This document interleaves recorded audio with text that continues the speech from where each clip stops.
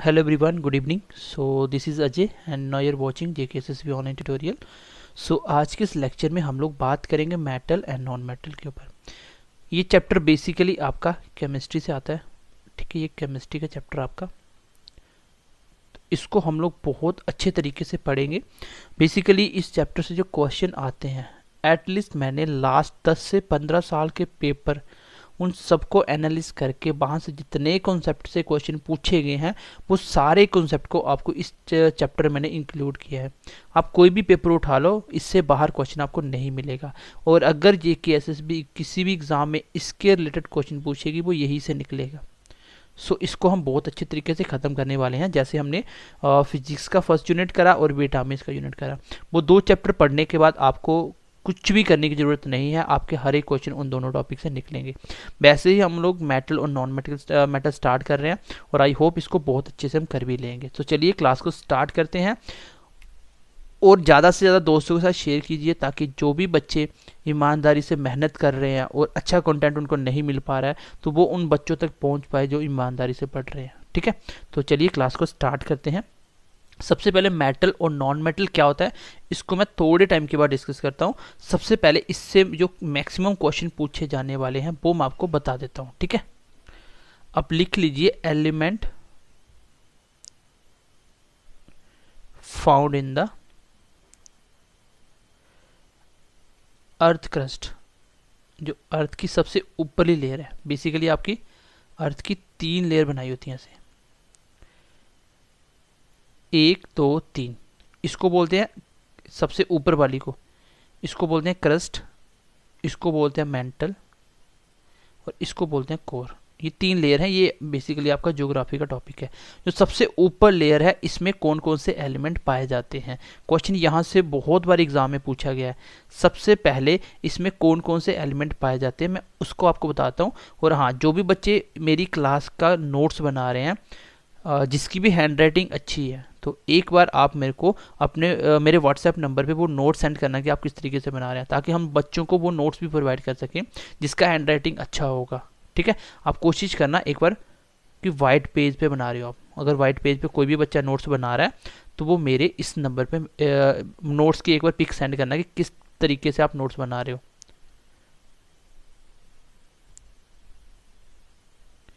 जिसको भी लगता है कि मेरी हैंड राइटिंग अच्छी है और उसके नोट्स अच्छे हैं तो प्लीज़ एक बार इस नंबर पे मुझे अपने नोट सेंड कर देना कि आप किस तरीके से बना रहे हो, ठीक है। चलिए, तो element found in the earth crust वो कौन कौन से होते हैं मैं एक बार आपको अच्छे से बता देता हूँ क्वेश्चन कैसे पूछा जाता है। सबसे पहले नंबर लिख लीजिए ऑक्सीजन, ऑक्सीजन, ठीक है। दूसरे नंबर पे आप लिख लीजिए एक बार सिलिकॉन, देन आप लिख लीजिए एल्यूमिनियम, ठीक है। और लास्ट पे लिख लीजिए आयरन। बच्चों को लगता है आयरन सबसे ज़्यादा मिलता है। देखो, अर्थ क्रस्ट मतलब जो सबसे ऊपर वाली लेयर है उस लेयर में सबसे ज़्यादा क्या मिलता है, ऑक्सीजन। अब आप बोलोगे सर ज़मीन के नीचे कौन सी ऑक्सीजन होती है। देखो, ज़मीन के नीचे वाटर होता है, इस वाटर के अंदर ऑक्सीजन आ रहा है, तो मतलब डायरेक्टली ऑक्सीजन नहीं होता बट मेटल के साथ मिक्स होकर ऑक्सीजन आता है, ठीक है। ये बेसिकली ये मेटल नहीं है, ये पूरा आपका मेटल नहीं है, ठीक है। जैसे आपका हो सकता है FeTO3, इसके साथ भी ऑक्सीजन आ रहा है। तो इस तरीके से ऑक्सीजन सबसे ज़्यादा होता है आपका क्रस्ट में। उसके बाद ये आता है आपका मेटलॉइड के अंदर। देखो, मेटलॉइड एक सेमीकंडक्टर होता है जो किस किस के जो मेटल और नॉन मेटल के बीच बीच में आता है, जिसकी थोड़ी प्रॉपर्टी मेटल की तरह होती है, वो थोड़ी प्रॉपर्टी नॉन मेटल की तरह होती है। उन दोनों के बीच में आने वाला जिसको आप सेमीकंडक्टर के नाम से जानते हो। सिलिकॉन एक सेमीकंडक्टर होता है, ठीक है। उसके बाद आता है एल्यूमिनियम और आयरन, ये दोनों क्या है मेटल। अभी मैं आपको मेटल नॉन मेटल का कॉन्सेप्ट क्लियर कर दूंगा। अब क्वेश्चन यहाँ से पूछे जाने वाले बार बार एग्जाम में, देखो आप ल्यूशन की बुक लो, हरिहंत की लो, दुनिया की कोई भी बुक उठा दो, आपका हर एक क्वेश्चन बनेगा। एक बार मेटल नॉन मेटल मेरा पूरे से पढ़ लेना अच्छे से, ठीक है। चलो, तो अब देखो, अगर पूछा जाए most abundant element in earth crust, आपकी अर्थ क्रस्ट के अंदर सबसे ज़्यादा एलिमेंट कौन सा है। तो अगर एलिमेंट की बात होगी तो ये सारे के सारे एलिमेंट है, ऑक्सीजन, हाइड्रोजन, सारे एलिमेंट है। तो उस एलिमेंट की बात होगी तो आंसर होगा आपका, उसका answer should be oxygen. But if I talk about metal, most abundant metal, abundant होता है प्रचुर मात्रा में, जिसकी मात्रा बहुत ज़्यादा हो. तो अगर मैं मेटल की बात करूँ, सबसे ज़्यादा मेटल कौन सा अर्थ क्रस्ट में, तो उसका आंसर होगा एल्यूमिनियम. क्या होगा? एल्यूमिनियम पाया जाता है. क्वेश्चन अगर पूछे कि सबसे ज़्यादा एलिमेंट कौन सा है, देन एलिमेंट होगा ऑक्सीजन. अगर पूछा जाए कि मेटल कौन सा है, तो मेटल होता है आपका एल्यूमिनियम. अगर पूछा जाए सबसे ज़्यादा सेमीकंडक्टर या मेटलॉइड कौन सा है, तो उसका आंसर होगा सिलिकॉन. क्वेश्चन को 3 तरीके से पूछा जा सकता है. दोबारा से मेरी बात को ध्यान से सुनिएगा. सबसे ज़्यादा एलिमेंट कौन सा पाया जाता है अर्थ क्रस्ट में, उसका आंसर है ऑक्सीजन. सबसे ज़्यादा मेटल कौन सा पाया जाता है, उसका आंसर है एल्यूमिनियम. सबसे ज़्यादा मेटलॉइड कौन सा पाया जाता है, उसका आंसर है सिलिकॉन. किसकी बात कर रहा हूँ? अर्थ क्रस्ट की. इस पॉइंट से दुनिया भर के क्वेश्चन एग्जाम में पूछे गए हैं. ये तीनों क्वेश्चन पता नहीं हजारों बार एग्जाम में पूछे गए होंगे. ठीक है, उसके बाद एक नोट करके लिखना. देखो मैं बोल रहा हूँ कॉपी पे अच्छा सा एक नोट्स कौन बना रहा है, जो जो मैं पढ़ा रहा हूँ वैसे ही नोट्स कौन बना रहा है अच्छे से मुझे सेंड कर देना एक बार. ठीक है, व्हाट्सएप नंबर मैंने दिया आपको, लेकिन हाँ कॉल मत करना इस नंबर पे. ठीक है, तो चलो नोट एक आपको पूछा जाए, इन ह्यूमन बॉडी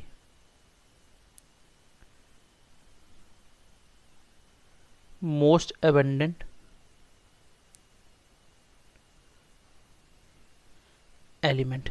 हमारी ह्यूमन बॉडी में सबसे ज़्यादा क्या होता है, तो हमारी ह्यूमन बॉडी में सबसे ज़्यादा ऑक्सीजन होता है. क्या होता है? ऑक्सीजन होता है. तो ये थे कुछ फैक्चुअल पॉइंट जो आपको याद रखने हैं, जहाँ से क्वेश्चन बार बार पूछा जाता है. देखो इस मुझे पता है कि केमिस्ट्री बच्चों की अच्छी नहीं होती है, इसलिए मैं बिल्कुल डीप में जाके आपको चीज़ें नहीं समझाऊंगा. मैं आपको वो चीज़ें सारी ये क्लियर कर दूंगा जहाँ से एग्जाम में क्वेश्चन पूछा गया है. लास्ट 10-15 साल में जो भी पेपर आए, मैंने हर एक पेपर का एनालिसिस किया है. मैंने सेंटर के, स्टेट के सारे पेपर देखे हैं. ठीक है, आप चाहे कोई भी बुक देख लेना, आपके हर एक क्वेश्चन निकलेगा.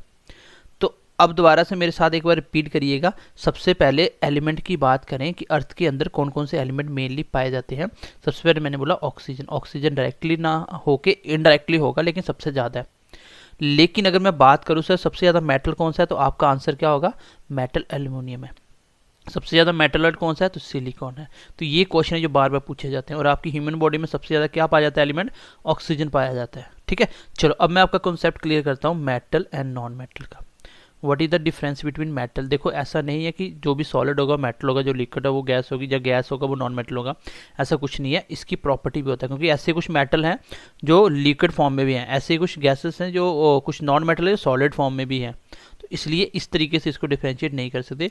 जो इसका केमिस्ट्री का टॉपिक और इसका जो कॉन्सेप्ट है वो मैं आपके साथ क्लियर कर देता हूँ. एक है मेटल एंड एक आपका नॉन मेटल. दोनों का कॉन्सेप्ट बताता हूँ और यहाँ से 5-5 पॉइंट छोटे छोटे निकलेंगे, वही आपका क्वेश्चन बन जाएंगे. ठीक है, वही को आपके क्वेश्चन बन जाएंगे. तो मेटल की बात करें अगर हम, तो मेटल का मतलब होता है इसके ऊपर पॉजिटिव चार्ज आएगा, और इसका मतलब होता है इलेक्ट्रॉन क्या कर रहा है? रिलीज कर रहा है. इलेक्ट्रॉन क्या कर रहा है? ये रिलीज कर रहा है, मतलब इलेक्ट्रॉन डोनेट कर रहा है. चलो इसको ऐसे कर लो कि ये इलेक्ट्रॉन मान लो दे रहा है, तो इसके ऊपर पॉजिटिव चार्ज आता है, इसको बोलते हैं केटाइन. क्वेश्चन आता है एग्जाम में, केटाइन कब बनते हैं? जब चार्ज कौन सा होता है? पॉजिटिव चार्ज होता है. केटाइन के ऊपर कौन सा होता है? पॉजिटिव चार्ज होता है. केटाइन कब बनते हैं? ये बनते हैं फॉर्म्ड बाय रिलीजिंग इलेक्ट्रॉन. जब वो इलेक्ट्रॉन रिलीज कर देता है, जब वो इलेक्ट्रॉन दे देता है किसी को. देखो इलेक्ट्रॉन होता है क्या, थोड़ा सा याद कर लेना. एक एटम होता है, एक बोलते हैं वो सबसे एक स्मॉलेस्ट पार्टिकल्स होता है. कोई भी चीज़ बनी है वो एटम से बनी है. पेन बना है एटम से बना है. जो सबसे छोटा पार्टिकल्स है उसको बोलते हैं एटम. इसके छोटे पीस आप नहीं कर सकते. फर्दर इसको आप पढ़ सकते हो, लेकिन इसके छोटा पीस नहीं कर सकते. एक सबसे स्मॉलेस्ट पार्टिकल बोला गया, इसको बोला गया. तो सबसे स्मॉलेस्ट पार्टिकल कौन सा है? एटम्स. हमारी बॉडी का क्या होता है? सेल होता है. एटम्स कैसे बनता है स्ट्रक्चर? बेसिकली एक सेंटर में न्यूक्लियस होता है. न्यूक्लियस के अंदर न्यूट्रॉन और प्रोटॉन होते हैं, और इसके इर्द गिर्द क्या घूमते हैं? आपके इलेक्ट्रॉन घूमते हैं, जिसके ऊपर नेगेटिव चार्ज होता है. प्रोटॉन के ऊपर पॉजिटिव चार्ज होता है, और न्यूट्रल के ऊपर, इसके ऊपर पॉजिटिव चार्ज, और न्यूट्रल के ऊपर जिसका नाम ही न्यूट्रल है तो उसके ऊपर नो चार्ज. ठीक है। और ये पॉजिटिव नेगेटिव दोनों बैलेंस एक अपोजिट फोर्स की वजह से ये इलेक्ट्रॉन इसके इर्द गिर्द घूमते रहते हैं। जैसे आपकी अर्थ क्या कर रही है, सन के इर्द गिर्द घूम रही है, किसकी वजह से, अट्रैक्शन की वजह से। सेम जैसे पॉजिटिव, इसका जो पॉजिटिव चार्ज है इसका नेगेटिव है, नेगेटिव पॉजिटिव दोनों अट्रैक्ट करते हैं, इसकी वजह से इसके आगे पीछे घूमते रहते हैं। ये जो इलेक्ट्रॉन होते हैं यही इलेक्ट्रॉन डिसाइड करते हैं आपके एलिमेंट कौन सा है। और ये जब किसी को रिलीज, किसी को देता है अपना एलिमेंट, आपका एक्स्ट्रा इलेक्ट्रॉन किसी को दे देता है, उसको बोलते हैं रिलीज करना। तो कैटाइन कब बनते हैं, जब इलेक्ट्रॉन को रिलीज किया जाता है, फाउंड बाय रिलीजिंग इलेक्ट्रॉन। जैसे इलेक्ट्रॉन दोगे तो आपके क्या बनेंगे, केटाइंस बनेंगे। केटाइंस के ऊपर कौन सा चार्ज होता है, पॉजिटिव चार्ज होता है। क्वेश्चन हो गया आपका, केटाइन के ऊपर कौन सा चार्ज है, पॉजिटिव चार्ज है। तो एक तो ये पॉइंट याद रखना, केटाइन के ऊपर कौन सा चार्ज है, पॉजिटिव चार्ज। दूसरा पॉइंट याद रखना कि केटाइन बनते कब है, जब आप इलेक्ट्रॉन को रिलीज करते हो। अगला पॉइंट लिख लो, इसी को बोला जाता है रिड्यूसिंग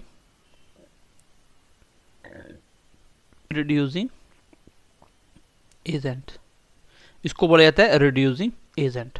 जब इलेक्ट्रॉन को रिलीज करते हो उसको बोला जाता है, मेटल क्या होते हैं, मेटल आपके रिड्यूसिंग एजेंट होते हैं। और आपको पूछा जाएगा सबसे स्ट्रॉन्गेस्ट रिड्यूसिंग एजेंट कौन सा है, स्ट्रॉन्गेस्ट रिड्यूसिंग एजेंट कौन सा है, तो आंसर लिख लो लिथियम। इंपॉर्टेंट पॉइंट है ये। तो मैंने आपको बोला, आपको मैं हर एक पॉइंट बता दूंगा जो एग्जाम में पूछा जाता है। एक बार ये चैप्टर पढ़ लेना, उसके बाद कहीं से ही पढ़ लो, आपको सब कुछ आता होगा चैप्टर का। तो इस पॉइंट से मैंने आपको कितने पॉइंट बता दिए कि केटाइन बनते हैं यहाँ पे मेटल के अंदर। ये क्या करता है, इलेक्ट्रॉन डोनेट करता है। इलेक्ट्रॉन डोनेट करने से केटाइन बनते हैं। चार्ज क्या होता है, पॉजिटिव। जो भी इलेक्ट्रॉन डोनेट करेगा उसके ऊपर पॉजिटिव चार्ज, जो इलेक्ट्रॉन लेगा उसके ऊपर नेगेटिव चार्ज। और इसको बोला जाता है रिड्यूसिंग एजेंट। और स्ट्रॉन्गेस्ट रिड्यूसिंग एजेंट कौन सा है, जो आपका स्ट्रॉन्गेस्ट है, तो ये याद कर लेना, इसका नाम है लिथियम। तो यहाँ से कितने पॉइंट हमने पढ़े, एक तो हमने पढ़ा कि मेटल, जो मेटल होते हैं ये कौन से मेटल किसको बोला जाता है। आप जब भी कोई पूछेगा मेटल किसको बोला जाता है, आप बोलोगे जो भी इलेक्ट्रॉन रिलीज करता है उसको बोला जाता है एटम, मेटल्स।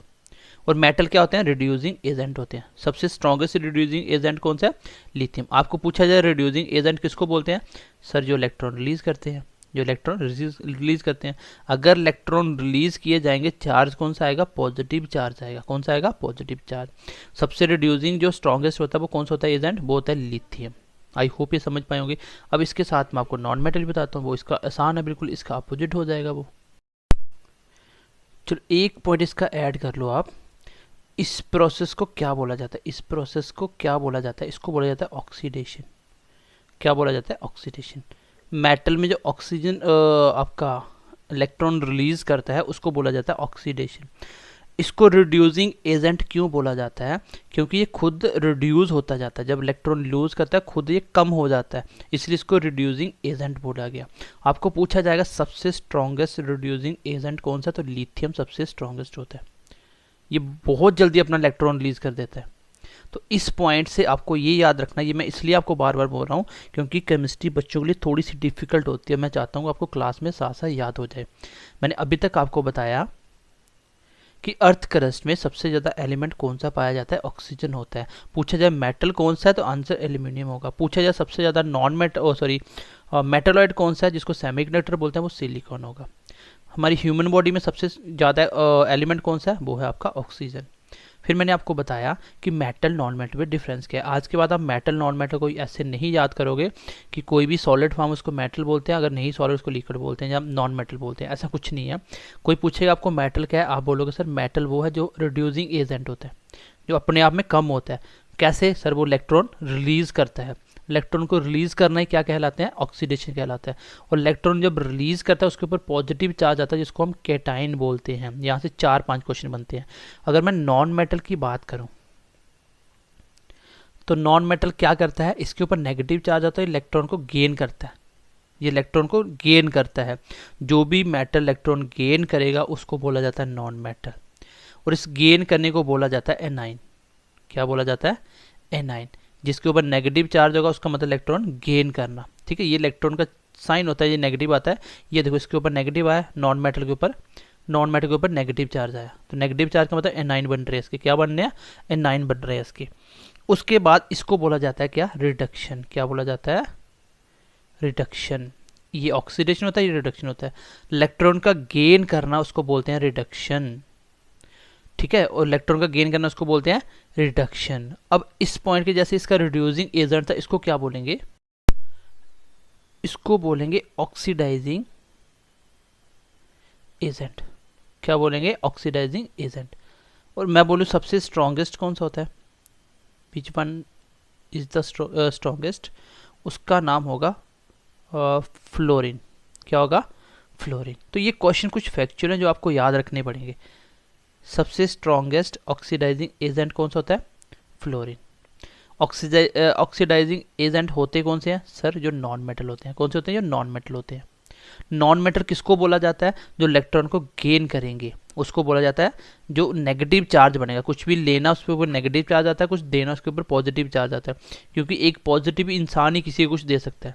तो समझ जाना, किसी को कुछ दे रहा है इलेक्ट्रॉन, उसके ऊपर पॉजिटिव चार्ज आएगा, कुछ ले रहा है उसके ऊपर नेगेटिव, और नेगेटिव आने का मतलब एनाइन, जिसको बोला जाता है रिडक्शन।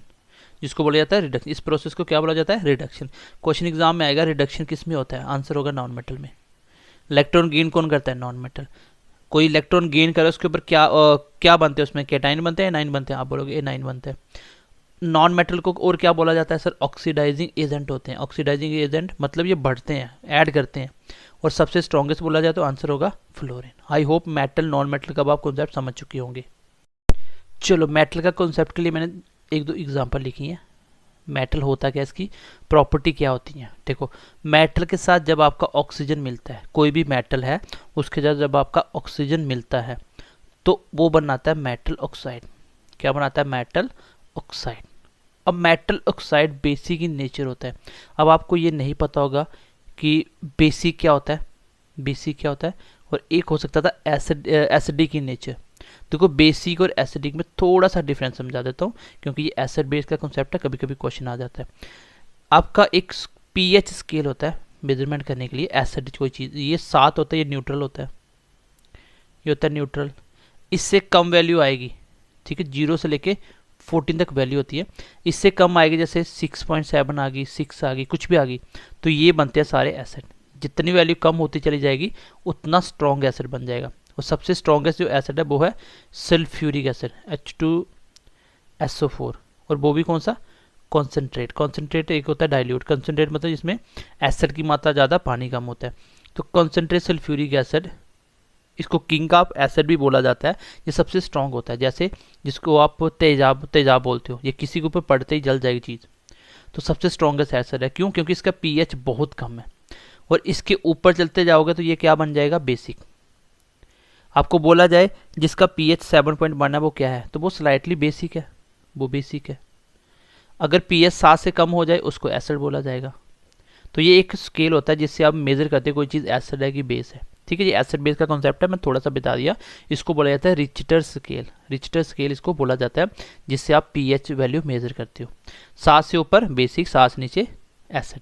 और ये आपका जो मेटल है ये क्या होता है, ये बेसिक in नेचर होगा जब भी आपका ऑक्सीजन के साथ मिक्स होता है। जैसे देखो, सोडियम मेटल है, ये एक मेटल है, इसके साथ ऑक्सीजन मिल गई तो क्या बनाता है, सोडियम ऑक्साइड, इसका मेटल ऑक्साइड बन जाएगा। ये मेटल ऑक्साइड है। ये कौन सा है, ये बेसिक इन नेचर है। कैसा है, ये बेसिक। अब आपको मैं ट्रिक बताता हूँ, आप याद कैसे रखोगे।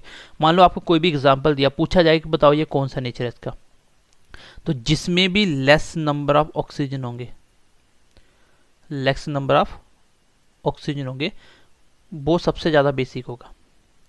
मान लो एग्जाम्पल में किसी में ऑक्सीजन 2 थे, किसी में 1 था, किसी में 3 थी, किसी में 4 थे। मैं बोलूँ सबसे ज़्यादा बेसिक कौन सा, आप बोलोगे ये जिसके साथ ऑक्सीजन होगा। जैसे जैसे ये बढ़ता चला जाएगा ये एसिड बनते जाएंगे। मैं आपको ट्रिक बता दिया, कुछ भी पूछे आपको एग्जांपल देके बताओ इसमें सबसे ज़्यादा एसिड कौन सा है, बेसिक कौन सा है, तो बेसिक का एग्जांपल होता है सीधा सीधा जिसमें ऑक्सीजन जितने कम होंगे उतना ज़्यादा बेसिक होगा। ऑक्सीजन बढ़ते चले जाएंगे वो चीज़ एसिडिक होती चली जाएगी, ठीक है।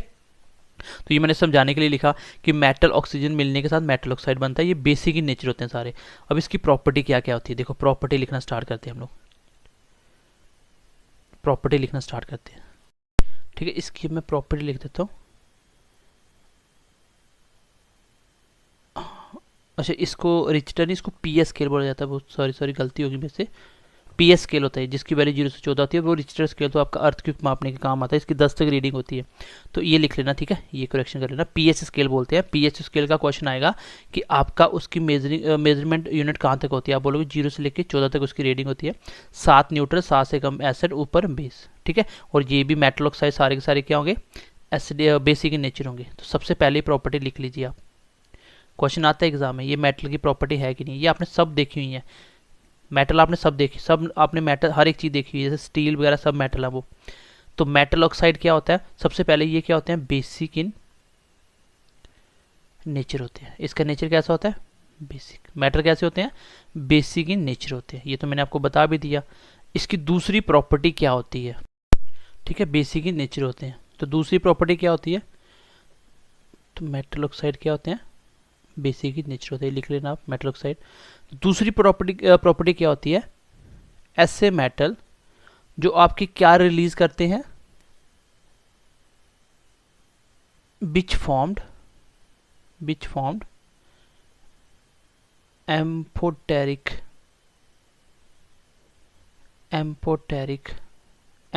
क्या होता है, एम्फोटेरिक होता है जो मेटल में एसिड और बेस दोनों बनाए, ठीक है, एम्फोटेरिक ऑक्साइड लिख लो, ऑक्साइड। ये क्या होता है, जो एसिड प्लस बेस दोनों चीजें बनाए। एम्फो का मतलब होता है डबल, एम्फोटेरिक मतलब जो एसिड और बेस दोनों बनाए। आपका जो मेटल ऑक्साइड होता है वो बेसिक ही नेचर होता है, ये मैंने आपको बता दिया, ये मेटल की प्रॉपर्टी होती है। मेटल जो आपका क्या बनाता है, एम्फोटेरिक ऑक्साइड बनाता है, जो एम्फोटेरिक का मतलब इसमें एसिड और बेस दोनों बनाए। तो इसके लिख लो सबसे ज़्यादा कौन सा होता है, जो सबसे ज़्यादा एम्फोटेरिक होता है वो कौन सा होता है। सबसे पहले नंबर पे आता है एल्यूमिनियम, जो एल्यूमिनियम आपका मेटल होता है, ये सबसे ज़्यादा क्या होता है, एम्फोटेरिक होता है। ये एसिड और बेस दोनों बनाता है, ठीक है, जब ऑक्सीजन के साथ मिक्स होता है तो ये एसिड बेस दोनों बनाता है। सबसे ज़्यादा कौन सा हो गया आपका एम्फोटेरिक, वो है एल्यूमिनियम। ये क्वेश्चन याद रखना, एग्जाम में पूछा जाएगा, ठीक है। कुछ बच्चों को केमिस्ट्री समझ बिल्कुल नहीं आती, इसलिए मैं बोल रहा हूँ, मैं चीज़ें आपको फैक्चुअल पढ़ा रहा हूँ, इसको याद कर लो, ठीक है, इसको याद कर लो। अगर दूसरा भी रखना, वैसे दूसरे की जरूरत होती नहीं है, तो जिंक याद कर लेना, ठीक है, जिंक। तो सबसे ज़्यादा आपको बोलेगा एम्फोटेरिक, तो एम्फोटेरिक मतलब जो एसिड और बेस दोनों बनाता हो। तो ऐसा कौन सा मेटल ऑक्साइड है, वो है एल्यूमिनियम। एल्यूमिनियम सबसे ज़्यादा एम्फोटेरिक होता है, ठीक है। पहली प्रॉपर्टी मैंने बताई कि बेसिक ही नेचर होता है, जो आपका मेटल ऑक्साइड बनता है मेटल ऑक्सीजन के साथ रिएक्शन होके, उसको बोलते हैं बेसिक इन नेचर, पहली बात। दूसरी मैंने बताया मेटल जो कि क्या बनाते हैं, एम्फोटेरिक ऑक्साइड बनाते हैं, वो कौन सा सबसे ज़्यादा एम्फोटेरिक, वो है एल्यूमिनियम। क्वेश्चन आता है ये मेटलों में, आपको डायरेक्ट चीज़ें पूछी जाएंगी। सबसे ज़्यादा एलिमेंट कौन सा होता है अर्थ क्रस्ट में, सबसे ज़्यादा मेटल कौन सा होता है, मेटल किसको बोलते हैं, वो रिड्यूसिंग एजेंट उसको क्या बोलते हैं। यहाँ से अभी तक मैंने आपको 20-25 क्वेश्चन करवा दिए ये छोटे से पॉइंटों से। एक पॉइंट और लिख लो, एक एक्स्ट्रा पॉइंट छोटा सा ऐड कर लीजिए, ore of aluminium. Question exam में बहुत बार पूछा जाता है, ओर ऑफ एल्यूमिनियम किसको बोलते हैं। देखो ओर होती क्या बेसिकली, मैं आपको और समझा देता हूँ। और बेसिकली होती है, कोई भी आपने मान लो जमीन से कुछ मेटल निकाला, उस मेटल में ऑक्सीजन भी होगा, हाइड्रोजन भी होगा, आयरन भी होगा, गोल्ड भी, सब कुछ होगा, लेकिन उसमें अगर मान लो कुछ ज़्यादा मात्रा में आपने उसको प्यूरिफाई करके अलग अलग करा, जैसे भी मेथड होते हैं, उसमें से अगर एल्यूमिनियम ज़्यादा निकल गया, खर्चा कम हो और चीज़ें अच्छी मिल गई आपको, तो उसमें से जिसमें से एल्यूमिनियम निकल गया उसको बोलते हैं ओर। तो एल्यूमिनियम की ओर में एल्यूमिनियम ज़्यादा होगा, सबकी अपनी अपनी ओर होती है, तो बेसिकली ओर किसको बोलते हैं, जिसमें कम खर्चे में ज़्यादा एल्यूमिनियम निकल गया उसकी ओर। इसकी इंपॉर्टेंट जो एक ओर है, सबसे पहले आप लिख लो बॉक्साइट, ये सबसे इंपॉर्टेंट इसकी ओर है एल्यूमिनियम की, यहाँ से एल्यूमिनियम निकलता है, ठीक है। कभी कभी इसका फॉर्मूला ही पूछा जाता है, Al2O3 x molecular of water, तो एक्स कुछ भी हो सकता है, 1 2 3 तक, ये फॉर्मूला ही पूछा जाता है और ये बहुत ही इंपॉर्टेंट है। क्वेश्चन एग्जाम में आएगा कि बॉक्साइट किसकी ओर है, तो इसका आंसर होगा सर ये एल्यूमिनियम की ओर है। साथ में 2 और है, मैं वो भी लिखवा देता हूँ, ठीक है।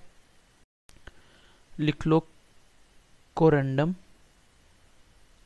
और एक होता है क्रायोलाइट, ठीक है, ये होता है Al2O3 एंड देन क्रायोलाइट होता है आपका, इसका फॉर्मूला भी लिख लो आप, Al2NaF6, ठीक है। तो ये इंपॉर्टेंट है, ये याद रखना, ये सबसे इंपॉर्टेंट है कि एल्यूमिनियम की ओर किसको बोला जाता है। आज की क्लास की लास्ट प्रॉपर्टी लिख लीजिए, कल मैं यहीं से स्टार्ट करूंगा। प्रॉपर्टी नंबर 3 पे आ जाइए। मैंने एल्यूमिनियम का एक्स्ट्रा पॉइंट बता दिया। जितने भी आपके मेटल्स होते हैं ड्यू टू रिफ्लेक्शन होने की वजह से, रिफ्लेक्शन मैंने आपको बताया नहीं अभी ना, रिफ्लेक्शन क्या होता है, कोई चीज़ आई टकरा के वापस चलेगी, इसको बोलते हैं रिफ्लेक्शन। ठीक है, ये लाइट का टॉपिक है, रिफ्लेक्शन होता है। और एक होता है रिफ्रैक्शन, आई और आर पार चलेगी, उसको बोलते हैं रिफ्रैक्शन। तो due to reflection property of metal, property of metal, all metal have all metal have luster prop, चलो ऐसे लिख लो, जितने मेटल होते हैं सारे के सारे क्या होते हैं, लस्टर। लस्टर मतलब जो चमक देते हैं। देखो मेटल सारे चमक देते हैं आपकी, एल्यूमिनियम ले लो, सिल्वर ले लो, सारे चमक देते हैं। तो जितने मेटल हैं ऑलमोस्ट क्या करते हैं, इन जनरल लिख लो, इन जनरल ज़्यादातर सारे मेटल क्या होते हैं, वो लस्टर होते हैं। किसकी वजह से, क्योंकि वहां से रिफ्लेक्शन होता है। बेसिकली आपको दिखने का प्रिंसिपल भी ये होता है। मान लो ये आपका मेटल है, इसमें फ्री इलेक्ट्रॉन होते हैं, क्योंकि फ्री इलेक्ट्रॉन तभी तो ये किसी को इलेक्ट्रॉन दे पाता है।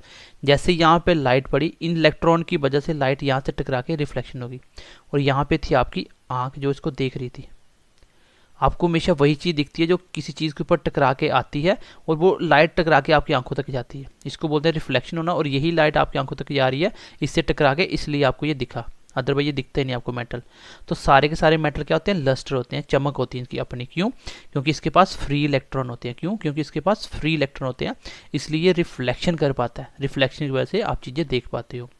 अगर आपको ये पेन दिख रहा है, वजह क्या है, क्योंकि इसके ऊपर जो लाइट पड़ रही है वो टकरा के आपकी आंखों तक जा रही है, इसलिए आपको दिख रहा है। इसकी जो बैक साइड पे, इस साइड मेरे वाली साइड है, तो ये आपको नहीं दिख रहा होगा इस पर क्या लिखा हुआ है, ये मुझे दिख रहा है क्योंकि इसकी लाइट टकरा के मेरी आंखों तक आ रही है, इस साइड वाली टकरा के आपकी आंखों तक जा रही है, इसलिए आपको दिख रहा है। ठीक है, तो रिफ्लेक्शन होने की वजह से ही आपको मेटल क्या होते हैं, लस्टर होते हैं, जो चमक देते हैं। तो ये थी आपकी मेटल नॉन मेटल की पहली क्लास, और आई होप कि आप थोड़ा सा चीज़ों को समझ पाए होंगे।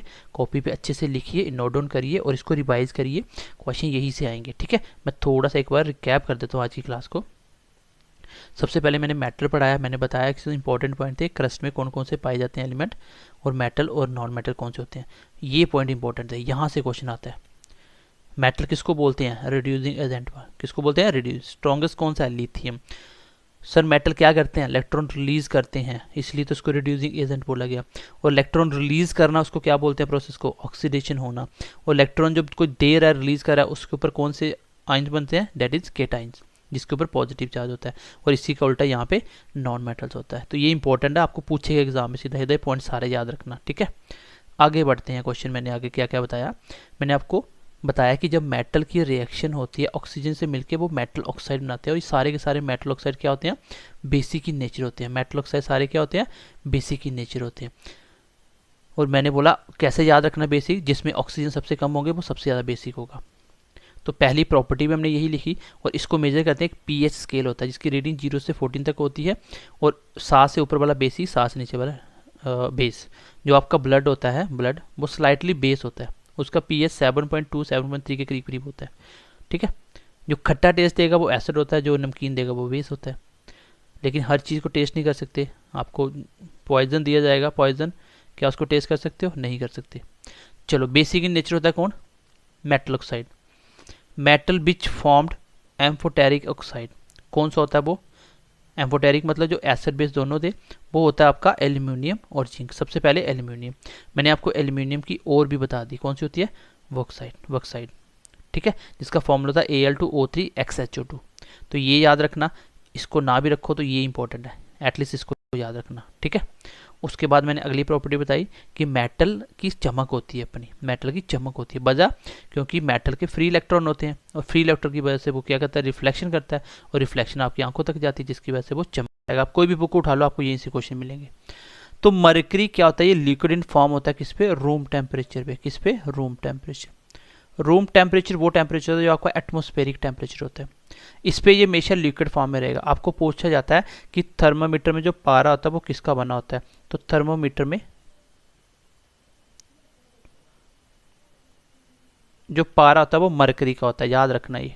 ठीक है, अब मरकरी लिक्विड फॉर्म में होता है, सॉलिड होने के बावजूद भी, आपका क्या मेटल होने के बावजूद भी ये लिक्विड फॉर्म में होता है जब ये रूम टेम्परेचर होता है। हालांकि हम आप क्या कर सकते हैं, हर एक चीज़ को हम लिक्विड बना सकते हैं, ज़्यादा टेम्परेचर दे दो, लेकिन अपने आप एटमॉस्फेरिक टेम्परेचर के ऊपर ये मेटल कैसा होता है, लिक्विड इन फॉर्म होता है। लिक्विड है तो इसकी क्या होगी, फ्लो करने की क्षमता ज़्यादा होगी। सॉलिड फ्लो नहीं करेगा तो लिक्विड बहेगा पानी की तरह, इसलिए इसको बोला जाता है क्विक। और ये चांदी की तरह चमकता भी है, इसलिए इसको बोला गया सिल्वर। आपकी मरकरी को क्विक सिल्वर भी बोला गया है। क्वेश्चन एग्जाम में पूछा जाएगा क्विक सिल्वर किसको बोला जाता है, तो आंसर विल बी मरकरी। अब मरकरी के रिलेटेड 1-2 पॉइंट और लिख लो। जैसे एक आपकी डिजीजेज होती है जिसको बोला जाता है मीना माटा, इसको बोला जाता है मीना माटा। तो ये किसकी वजह से होती है, ड्यू टू मरकरी। ये मरकरी की वजह से होती है, मरकरी की वजह से ये डिजीजेस फैलती है। तो मीना माटा डिजीज किससे होती है, मरकरी। तो एम नाम से याद रख सकते हो, ठीक है। और इसका जो और होता है, मरकरी का जो और होता है वो क्या होता है, मरकरी का जो और होता है ये लिख लो आप, सिनेवार। सिनेवार, इसका और क्या होता है आपका, सिनेवार। सिनेवार और से आपका क्या निकलता है, मरकरी निकलता है, ठीक है। मैंने कल बताया था और क्या होता है। चलिए, तो इसका फॉर्मूला आपको याद करने की जरूरत नहीं है, बस आप याद रखना मरकरी का और क्या होता है, सिनेवार। मतलब ऐसे बोलो कि मरकरी से आपकी बीमारी होती है मीना माटा। तो आपको पता है कि मरकरी से बीमारी होती है, मरकरी से, और बीमारी होती है वो क्या होती है, सीने पे वार करती है सीधा। किस पे वार करती है, सीने पे वार करती है, ठीक है। मतलब बॉडी पे सीधा वार करती है। तो ऐसे याद करो, सीने पे वार करने वाली सिनेवार कौन सी ओर है, ये मरकरी की ओर है, ठीक है। ऐसे को ट्रिक से जैसे मर्जी अपने हिसाब से इसको लर्न करो, वो इंपॉर्टेंट है ये। चलिए थोड़ा सा आगे बढ़ते हैं, और क्या क्या प्रॉपर्टी होती है। 4 प्रॉपर्टी होगी, 5वीं प्रॉपर्टी लिख लीजिए सॉलिड की, इसकी मेटल की, वो लिख लीजिए। तो इसमें फ्री इलेक्ट्रॉन होते हैं, मैंने आपको पहले बताया था। Due to presence of, due to लिखो, due to presence of free electron, free electron होने की वजह से, due to presence of free electron, metals are good conductor of electricity, good conductor of electricity, good conductor of electricity and heat। चलिए, तो मैं थोड़ा सा आपको एक्सप्लेन इसलिए कर रहा हूँ हिंदी में, क्योंकि बहुत सारे बच्चों का साइंस बैकग्राउंड नहीं है, ताकि उनको भी समझ आए, एक एक वर्ड की समझ आए। तो इसमें फ्री इलेक्ट्रॉन होते हैं। हो सकता है कि जो आर्ट्स या कॉमर्स बैकग्राउंड के बच्चे हैं उनको इलेक्ट्रॉन की अभी पूरी समझ नहीं होगी, लेकिन केमिस्ट्री जिस बच्चे ने 11th-12th में पढ़ा उसको पूरी समझ होगी। तो ऐसे याद कर लो कि एक मेटल में जो फ्री इलेक्ट्रॉन होते हैं, मतलब जो ऐसे इलेक्ट्रॉन घूमते रहते हैं, तो इलेक्ट्रॉन जो घूमते रहते हैं, ये फ्री इलेक्ट्रॉन होने की वजह से, जैसे इसने रिफ्लेक्शन भी किया था जिसकी वजह से ये, इसमें लस्टर भी था, ये चमक भी थी इसमें, सेम फ्री इलेक्ट्रॉन होने की वजह से ये इलेक्ट्रिसिटी और हीट का भी गुड कंडक्टर होते हैं। कंडक्टर मतलब कंडक्ट करना। इसमें से अगर आप इलेक्ट्रिसिटी पास करोगे, जो आप जिसको आप लाइट बोलते हैं घर पे, जैसे तार में से लाइट पास करते हो करंट, जब इलेक्ट्रिसिटी पास करोगे तो ये कंडक्ट कर लेता है, पार कर देगा, इससे इलेक्ट्रिसिटी पास हो जाएगी। जैसे वुड ले लो, लकड़ी, क्या लकड़ी से इलेक्ट्रिसिटी पास होती है, नहीं होती। आयरन की रॉड ले लो, इलेक्ट्रिसिटी पार होगी, बिल्कुल हो जाएगी। क्यों, क्योंकि आयरन एक मेटल है, मेटल में इलेक्ट्रिसिटी पास होगी, क्योंकि वो गुड कंडक्टर ऑफ इलेक्ट्रिसिटी है। इवन की हीट भी पार होती है, इससे हीट भी पास हो जाएगी। कैसे, कोई आप सिल्वर की वायर ले लो, ठीक है, सिल्वर की वायर ले लो, वायर ले लो, तो जैसे कोई मान लो ये आपकी आग निकल रही है, ठीक है, इसके ऊपर आपने एक रॉड रखी, आयरन की या सिल्वर की कोई भी, अगर रॉड यहाँ से गर्म होगी तो धीरे धीरे आपके हाथ तक गर्म पहुँचेगी। तो ये क्या हुआ, हीट यहाँ से ट्रांसफ़र होगी। हीट हमेशा हॉट से कोल्ड की तरफ ट्रांसफ़र करती है, ठीक है। तो ये क्या होता है, गुड कंडक्टर ऑफ इलेक्ट्रिसिटी या हीट होता है। किसकी वजह से, क्योंकि इसमें फ्री इलेक्ट्रॉन होते हैं। जैसे इस मेटल को आप बैटरी लगाते हो, ठीक है, आप बैटरी लगाते हो, ठीक है, जब ऐसी जैसे बैटरी यहाँ से करंट दिया, तो जब करंट यहाँ से पास होता है, फ्री इलेक्ट्रॉन एक दूसरे से टकराते हैं आगे पीछे, और यहाँ से करंट पास होता है, पास होकर आगे चला जाएगा। जब करंट यहाँ से पास क्यों हो रहा है, क्योंकि यहाँ पे फ्री इलेक्ट्रॉन है। तो आप फिलहाल ऐसी इससे इतनी सी बात याद रखो कि जो आपके कंडक्टर हैं वो क्या होते हैं, गुड कंडक्टर ऑफ इलेक्ट्रिसिटी होते हैं और हीट होते हैं। ये दोनों को कंडक्ट कर लेता है, अपने आप में से पास होने देता है। एक चीज़ होती है आपका लेड, लेड जिसका सिंबल होता है पीबी, सिंबल भी याद रखना, is only conductor, is only metal which cannot conduct electricity, which cannot conduct electricity।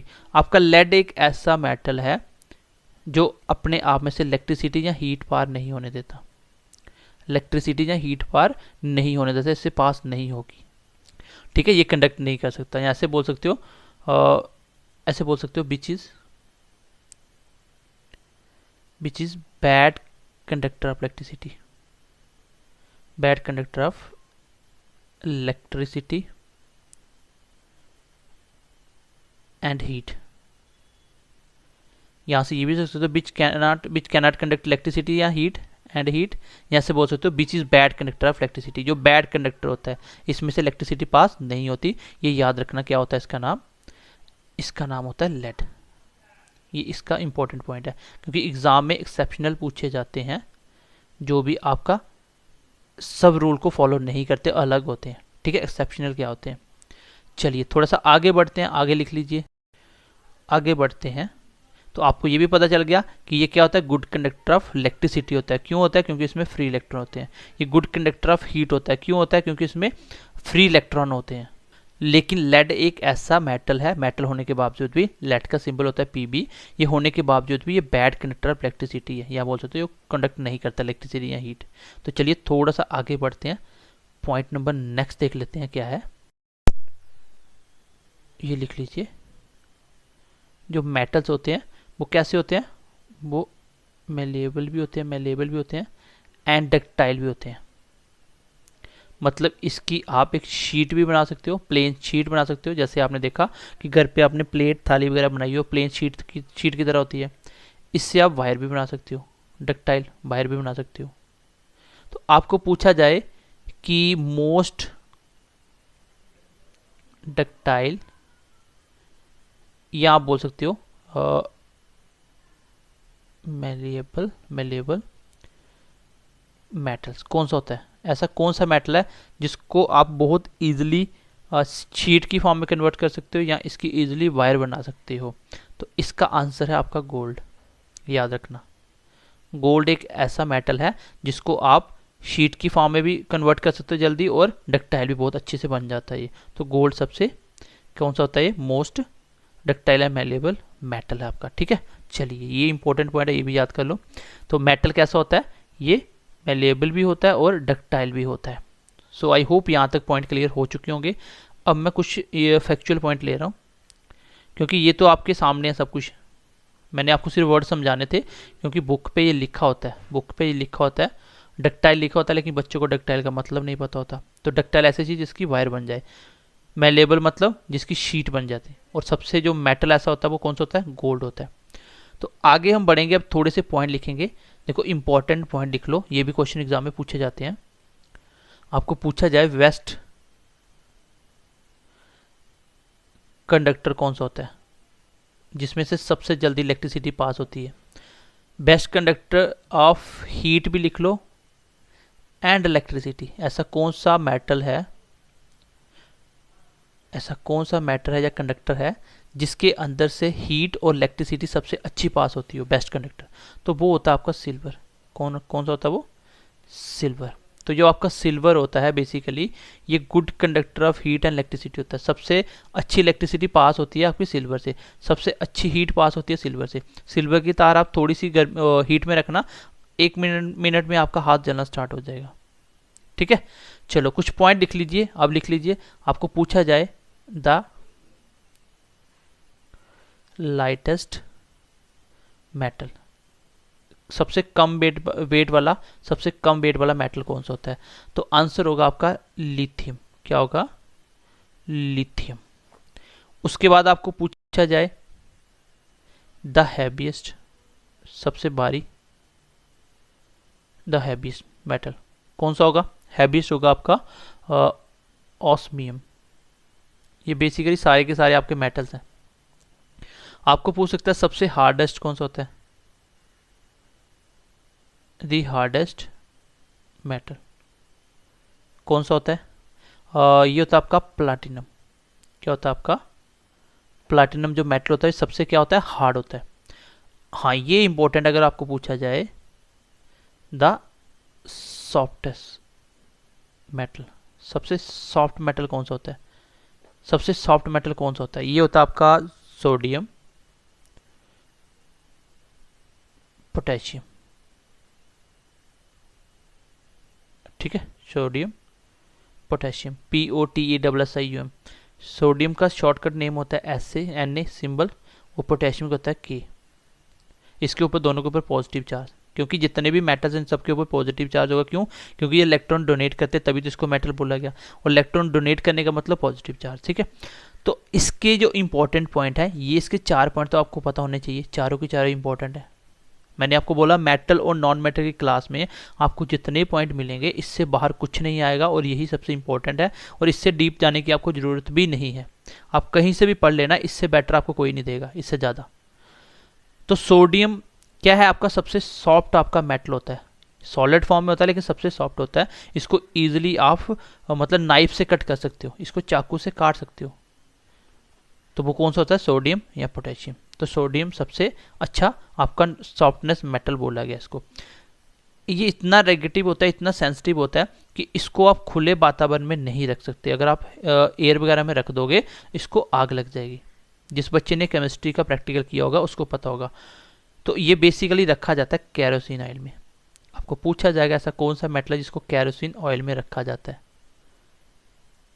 तो इसको जैसे ही आप थोड़ा सा पानी में रखोगे, पानी के कनेक्ट में आएगा, तो उसी टाइम इसको आग लग जाएगी। इसको पानी में फेंको, ऐसे ब्लास्ट होगा अगर थोड़ा सा बड़ा हुआ तो ये पानी में जाते ही आग लग जाती है इसको। इसलिए इसको खुले में नहीं रखा जाता, क्योंकि खुले में क्या होता है आपका ह्यूमिडिटी होने की वजह से उसमें आपका पानी के मॉलिक्यूल्स होते हैं, जिसकी वजह से इसमें आग लग जाती है।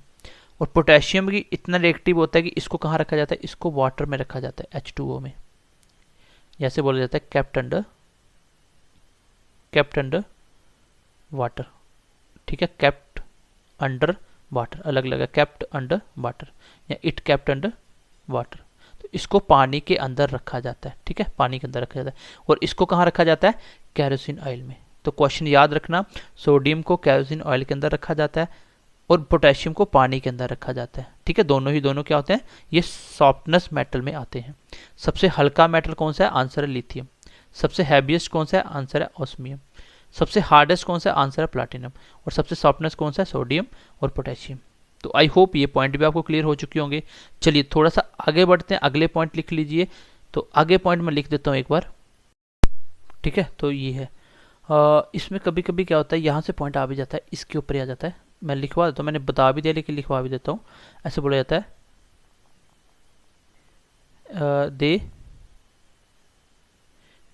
दे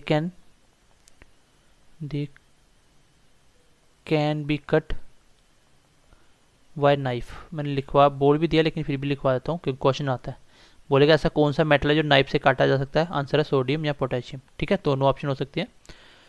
देखो इसको भी कैरोसिन में भी रखा जाता है, ऐसी बात नहीं, इसको भी रखा जाता है क्योंकि ये they can react with air. ये एयर के साथ बहुत जल्दी रिएक्ट कर देते हैं, जिसकी वजह से इनको क्या होता है? आग लग जाती है। ठीक है, they kept in kerosene oil. तो इनको पानी मिट्टी के तेल में रखा जाता है। ठीक है, इनको मिट्टी के तेल में रखा जाता है। तो ऐसे करो आप, इसको पानी वाला काट के इसको कैरोसिन ही कर लो दोनों को।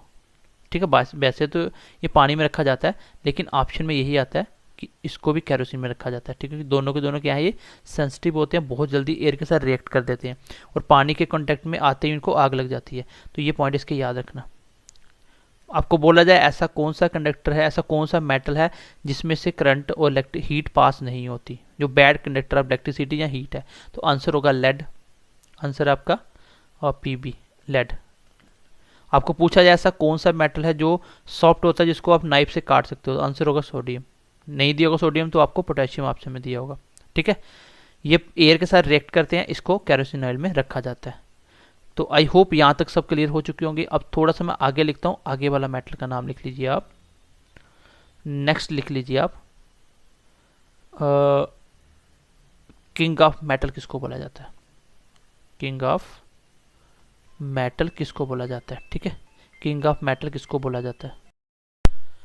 तो ये होता है आपका गोल्ड, सोने को बोला जाता है किंग ऑफ मेटल। क्वेश्चन आ सकता है एग्जाम में, किंग ऑफ मेटल किसको बोला जाता है? तो किसको बोला जाता है? गोल्ड। अच्छा, गोल्ड किंग ऑफ मेटल होता है, ये कितने कैरेट का होता है? जो आपका प्योर गोल्ड होता है ये होता है 24 कैरेट का। कितना होता है? 24 कैरेट का, ये होता है आपका प्योर गोल्ड। अच्छा, आपको बोला जाए कि आपका 12 कैरेट का गोल्ड है, कितना? 12 कैरेट का गोल्ड है, इसमें कितना परसेंट गोल्ड हुआ? तो देखो, परसेंट जो बच्चे मैथ पढ़ते हैं उनको पता होगा कि 12 आपका गोल्ड है आउट ऑफ 24 और मल्टीप्लाई 100। जैसे आप मार्क्स निकालते हो, आपके मार्क्स 10th में कितना परसेंट है, कैसे निकालते हो? जितने मार्क्स आए टोटल कितने में से, यहाँ पे से 24 कैरेट टोटल, उसमें से 12 कैरेट है और नीचे रखा मैंने 24 मल्टीप्लाई 100 करना होता है परसेंटेज बनाने के लिए। कितना आ गया? 50% इसका आंसर आ जाएगा। तो मैं बोल सकता हूँ इसमें 50% है। इसमें कुछ इम्प्योरिटी मिलाई जाती है, कुछ एक्स्ट्रा चीज़ सोने के साथ मिलाई जाती है। वो क्या होती है? ज़्यादातर तो कॉपर यूज़ किया जाता है, सोने के साथ कॉपर मिलाया जाता है, ठीक है, और प्लस इसके साथ साथ सिल्वर भी मिलाया जाता है, लेकिन ज़्यादातर कॉपर मिलाया जाता है क्योंकि ये सोने की तरह लगता है। इसको सोने के साथ मिला के सोने के बाद में बेच दिया जाता है, ठीक है। तो गोल्ड को बोला जाता है किंग ऑफ मेटल, जो कि प्योर गोल्ड होता है 24 कैरेट का।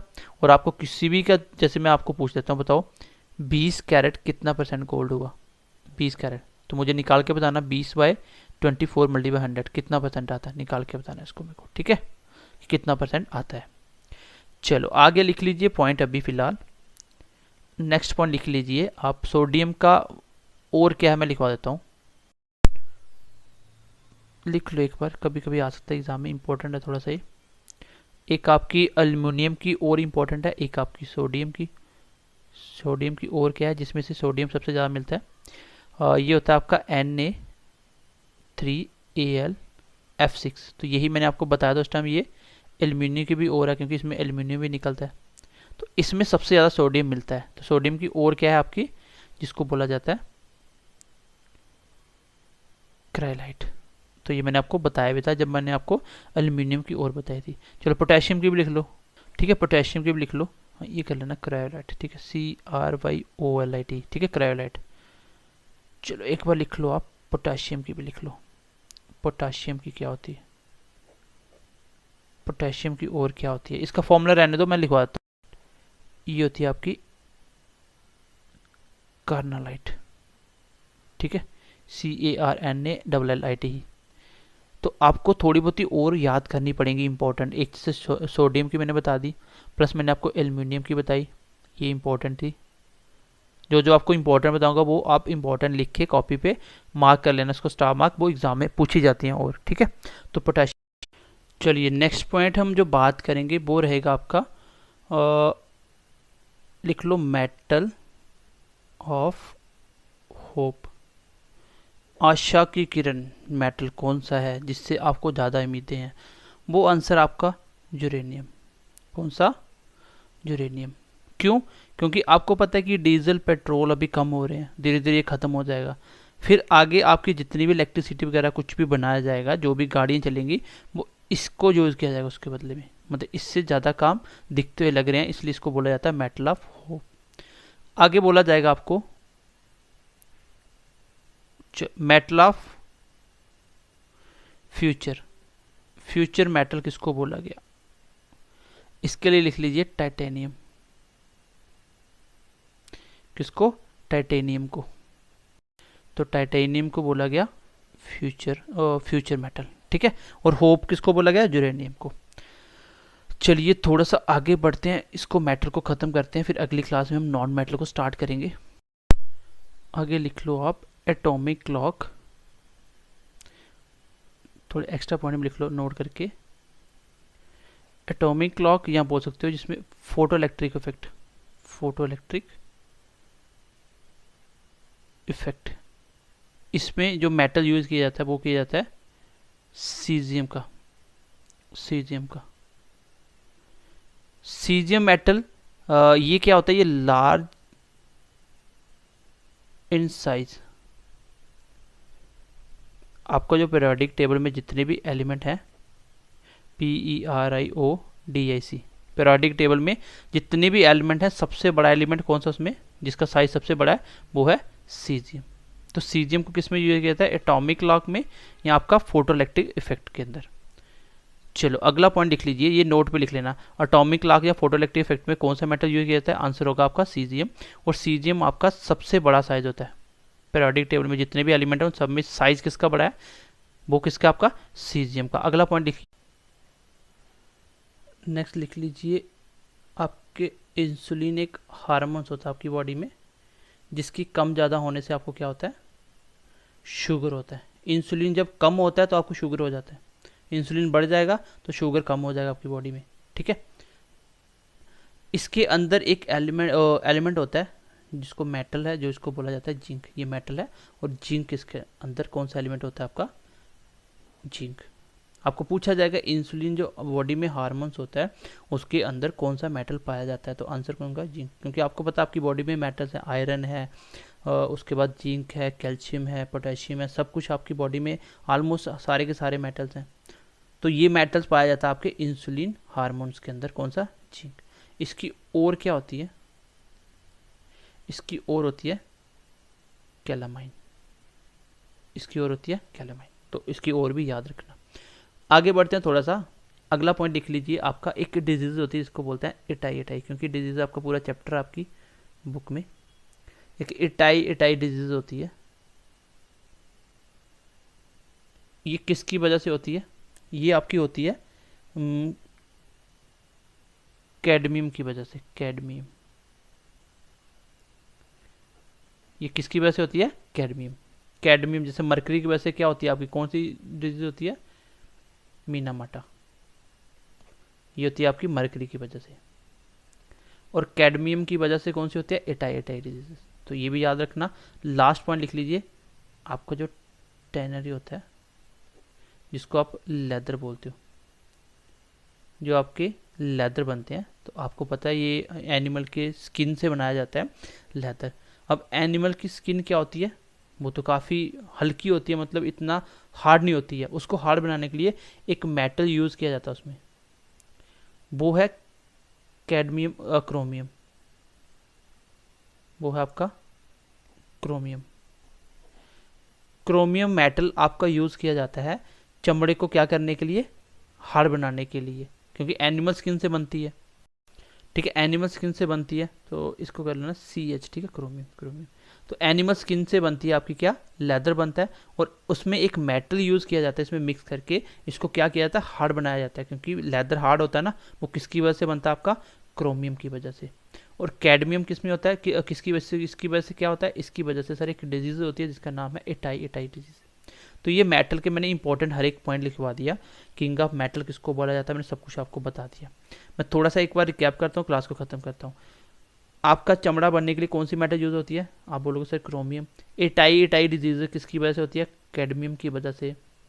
फिर मैंने बोला आपका जो हार्मोन्स होता है, आपका जो हार्मोन्स होता है कौन सा, इंसुलिन, उसमें कौन सा मेटल होता है, जिंक, जिंक की और क्या है, कैलामिन। उसके बाद मैंने आपको बताया एटॉमिक क्लॉक या फोटो इलेक्ट्रिक इफेक्ट में कौन सा मेटल यूज किया जाता है, उसमें किया जाता है सीजियम। और सीजियम सबसे लार्ज साइज होता है, सबसे ग्रेटर साइज होता है। आपका पीरियोडिक टेबल में जितने भी एलिमेंट है, सबसे बड़ा साइज किसका है,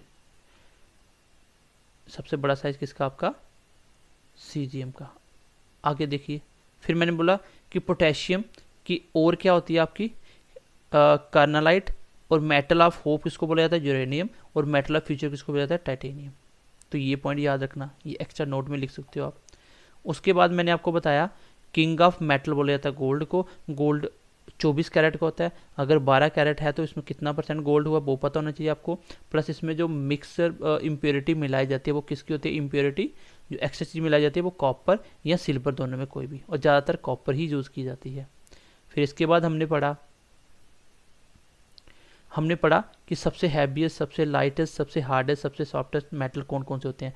लाइटलेस है लिथियम, हार्डेस्ट है आपका ऑस्मियम, हार्डेस्ट है सॉरी पोटेशियम, और हैवीएस्ट है ऑस्मियम, ये सबसे भारी है। और सबसे जो हार्डेस्ट है वो है प्लैटिनम, और सॉफ्ट है सबसे सोडियम और पोटेशियम। सोडियम और पोटेशियम को केरोसिन ऑयल में रखा जाता है, इसके फॉर्मूले हैं Na सिंबल। इसके मैंने पॉइंट बता दिए कि सोडियम को आप चाकू से काट सकते हो, ये एयर के साथ रिएक्ट करते हैं बड़ी जल्दी, उसके बाद हमने ऊपर पढ़ा था बेस्ट कंडक्टर ऑफ हीट किसको बोला जाता है, सिल्वर को। ये पॉइंट भी इंपॉर्टेंट है। सिल्वर का जो फॉर्मूला होता है वो होता है Ag, शॉर्टकट Ag। सिल्वर कैसे डिनोट करते हैं, Ag से। फिर हमने बताया आपको मेटल की प्रॉपर्टी जो हम पढ़ रहे थे। एक मैंने बताया ये डक्टाइल और मेलेबल होता है, क्योंकि इसकी हम शीट भी बना सकते हैं और इसको हम डक्टाइल भी है। और सबसे ज़्यादा कौन सा होता है मेटल, वो होता है गोल्ड।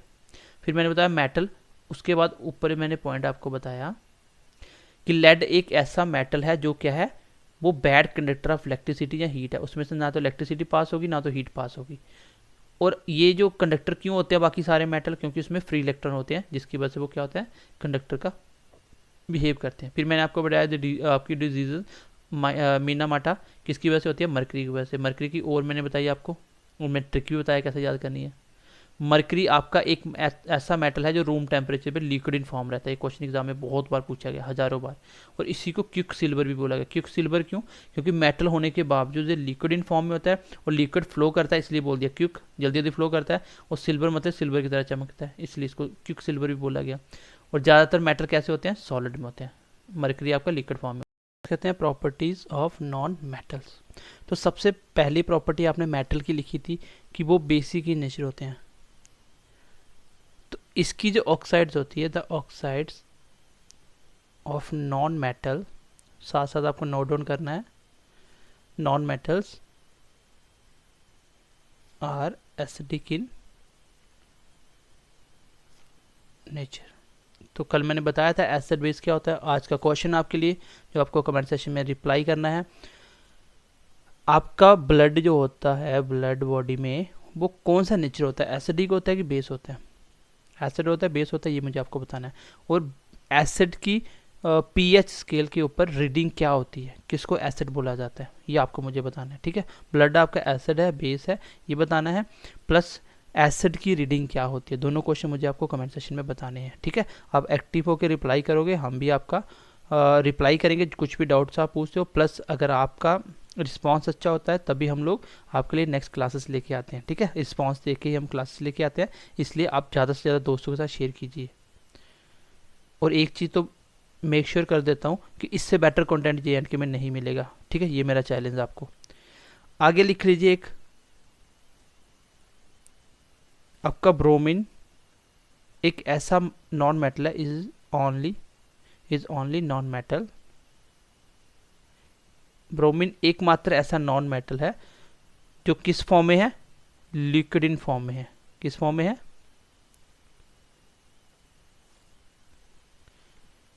ये लिक्विड इन फॉर्म में मिलता है। जैसे मैंने मेटल में बताया था कौन सा, मरकरी, मैंने बताया मरकरी कैसा होता है, लिक्विड इन फॉर्म होता है।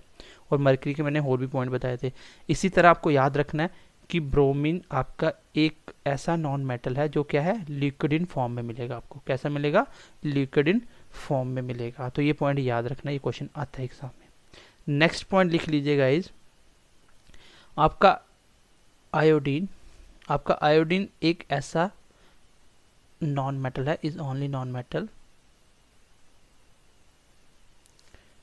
विच इज हैविंग लस्टर, जिसकी चमक होती है। आपको पता है मेटल की चमक होती है बट नॉन मेटल की चमक नहीं होती। और ये एकमात्र क्या है, आयोडीन एकमात्र नॉन मेटल है जिसकी क्या होती है, लस्टर होती है, चमक होती है। तो मेटल की चमक होती है, नॉन मेटल की चमक नहीं होती। ब्रोमीन एकमात्र नॉन मेटल है जो आपका लिक्विड इन फॉर्म में मिलता है। उसमें मेटल था मरकरी जो लिक्विड इन फॉर्म में मिलता है। मरकरी के बहुत सारे पॉइंट हमने डिस्कस किए थे। और इसकी जो ऑक्साइड होती है, जब ये नॉन मेटल ऑक्सीजन के साथ मिलता है, जो मेटल नॉन मेटल ऑक्साइड बनती है, वो कैसी होती है, वो एसिडिक इन नेचर होती है। वो एसिडिक इन नेचर होती है। चलिए थोड़ा सा आगे बढ़ते हैं, नेक्स्ट पॉइंट देखते हैं। और आयोडीन मिलती कहाँ है आपकी, देखो यो आपके इन सी वीड्स होते हैं, जो समुद्री घास होती है, आयोडीन इज प्रेजेंट। वहाँ पे क्या होती है, आयोडीन प्रेजेंट होती है आपकी। और ये जो समुद्री घास होते हैं, ये गाइस क्या होता है, ये आपका सोर्स होता है किसका, मिथेन गैस का। किसका, मिथेन गैस। आपकी मिथेन गैस का सोर्स होता है क्या, सीवीड्स। तो ये छोटा सा पॉइंट आप दिमाग में रखना। देखो मैंने आपको पहले ही बोला था मेटल्स एंड नॉन मेटल जो केमिस्ट्री का टॉपिक है, इसमें हम लोग ज़्यादा कॉन्सेप्ट पे ध्यान नहीं देंगे, क्योंकि इसके लिए कुछ कॉन्सेप्ट चाहिए ही नहीं, आपको सिर्फ फैक्चुअल चीज़ें पढ़नी है। और जो मैं आपको पढ़ा रहा हूँ, मैं पहले ही बोल रहा हूँ, ये एटलीस्ट 10 से 15 मैंने पेपर एनालिस करके वहाँ से कॉन्सेप्ट निकाले हैं सारे, और आपकी 3-4 बुक को मैंने फॉलो किया हुआ है सिर्फ मेटल नॉन मेटल चैप्टर को बनाने के लिए। तो इससे बाहर कुछ नहीं होगा, बस आप आराम से पढ़िए और यही है सब कुछ। आप क्वेश्चन देखोगे, आपको सारे क्वेश्चन आते होंगे। तो मीथेन का ये क्या होता है, जो सी बीड्स होता है, ये मीथेन का क्या है, एक सोर्स है, यहाँ से मीथेन गैस काफ़ी निकलती है। अब हम थोड़े से आगे बढ़ते हैं, आगे लिख लीजिए आप, नेक्स्ट हेडिंग दे लीजिए, एलोट्रॉप्स ऑफ कार्बन। जो आपका कार्बन है ये भी नॉन मेटल है। तो एलोट्रॉप्स क्या होते हैं, एलोट्रॉप्स वो चीज़ें होती हैं जब एक ही एलिमेंट के अलग अलग फॉर्म बनेंगे, एक ही एलिमेंट के अलग अलग फॉर्म बनते हैं। जैसे कार्बन के अलग अलग होते हैं, कार्बन 1 2 ऐसे अलग अलग मतलब नाम होते हैं, तो उसको बोलते हैं एलोट्रॉप्स। इसके जो अलग अलग फॉर्म होते हैं, जैसे इसका, ये क्वेश्चन यहाँ से आता है। सबसे पहले है डायमंड, सबसे पहले है डायमंड, उसके बाद आएगा आपका ग्रेफाइट, तो थर्ड है इसका बकमिंस्टर फुलरीन। ठीक है, तो ये है आपके allotropes of carbon. Question exam में ये पूछा जा सकता है कि इनमें से कौन सा कार्बन का एलोट्रॉप्स नहीं है, तो तीनों आपको याद रखने हैं। तो एक एक के बारे में पढ़ना स्टार्ट करते हैं। सबसे पहले आता है डायमंड। तो डायमंड का एक छोटा सा पॉइंट आपको याद रखना है, अगर आपको एग्जाम में पूछा जाए द हार्डेस्ट सब्सटेंस कौन सा होता है, मैं मेटल और नॉन मेटल की बात नहीं कर रहा हूँ, मैं बोल रहा हूँ हार्डेस्ट सब्सटेंस, सबसे हार्ड क्या चीज़ होती है, तो इसका आंसर आएगा गाइस, इसका आंसर आएगा, ठीक है, ग्रेफीन। अगर पूछे हार्डेस्ट सब्सटेंस कौन सा होता है, उसका आंसर होगा ग्रेफीन। कौन सा होता है, ग्रेफीन। याद रखोगे, बहुत ही इंपॉर्टेंट है, ठीक है, ग्रेफीन। लेकिन लेकिन लेकिन अगर वो आपको पूछे द हार्डेस्ट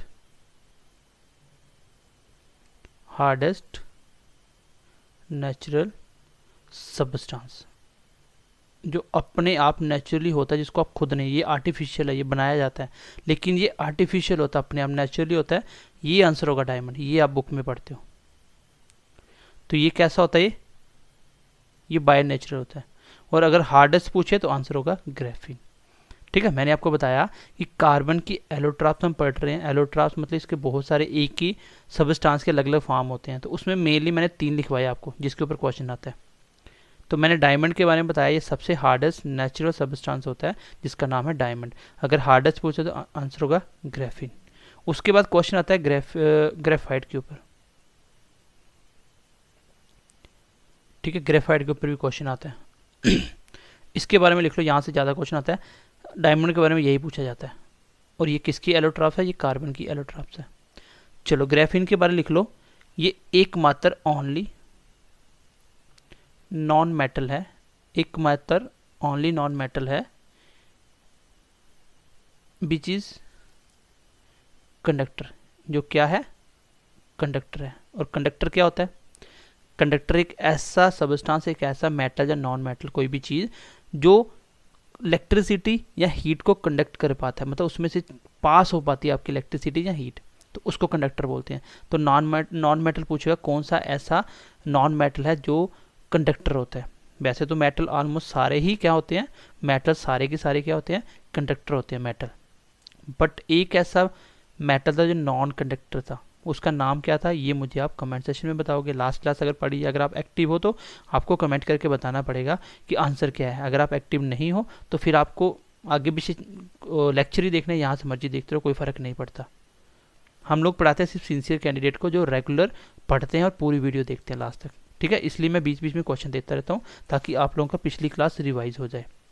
तो मैंने बोला ओनली सब्सटेंस होता है एक नॉन मेटल ग्रेफाइट, जो कंडक्टर होता है। लेकिन अगर मैं थोड़ा सा बता देता हूँ क्यों ऐसा होता है, ये कंडक्टर क्यों होता है।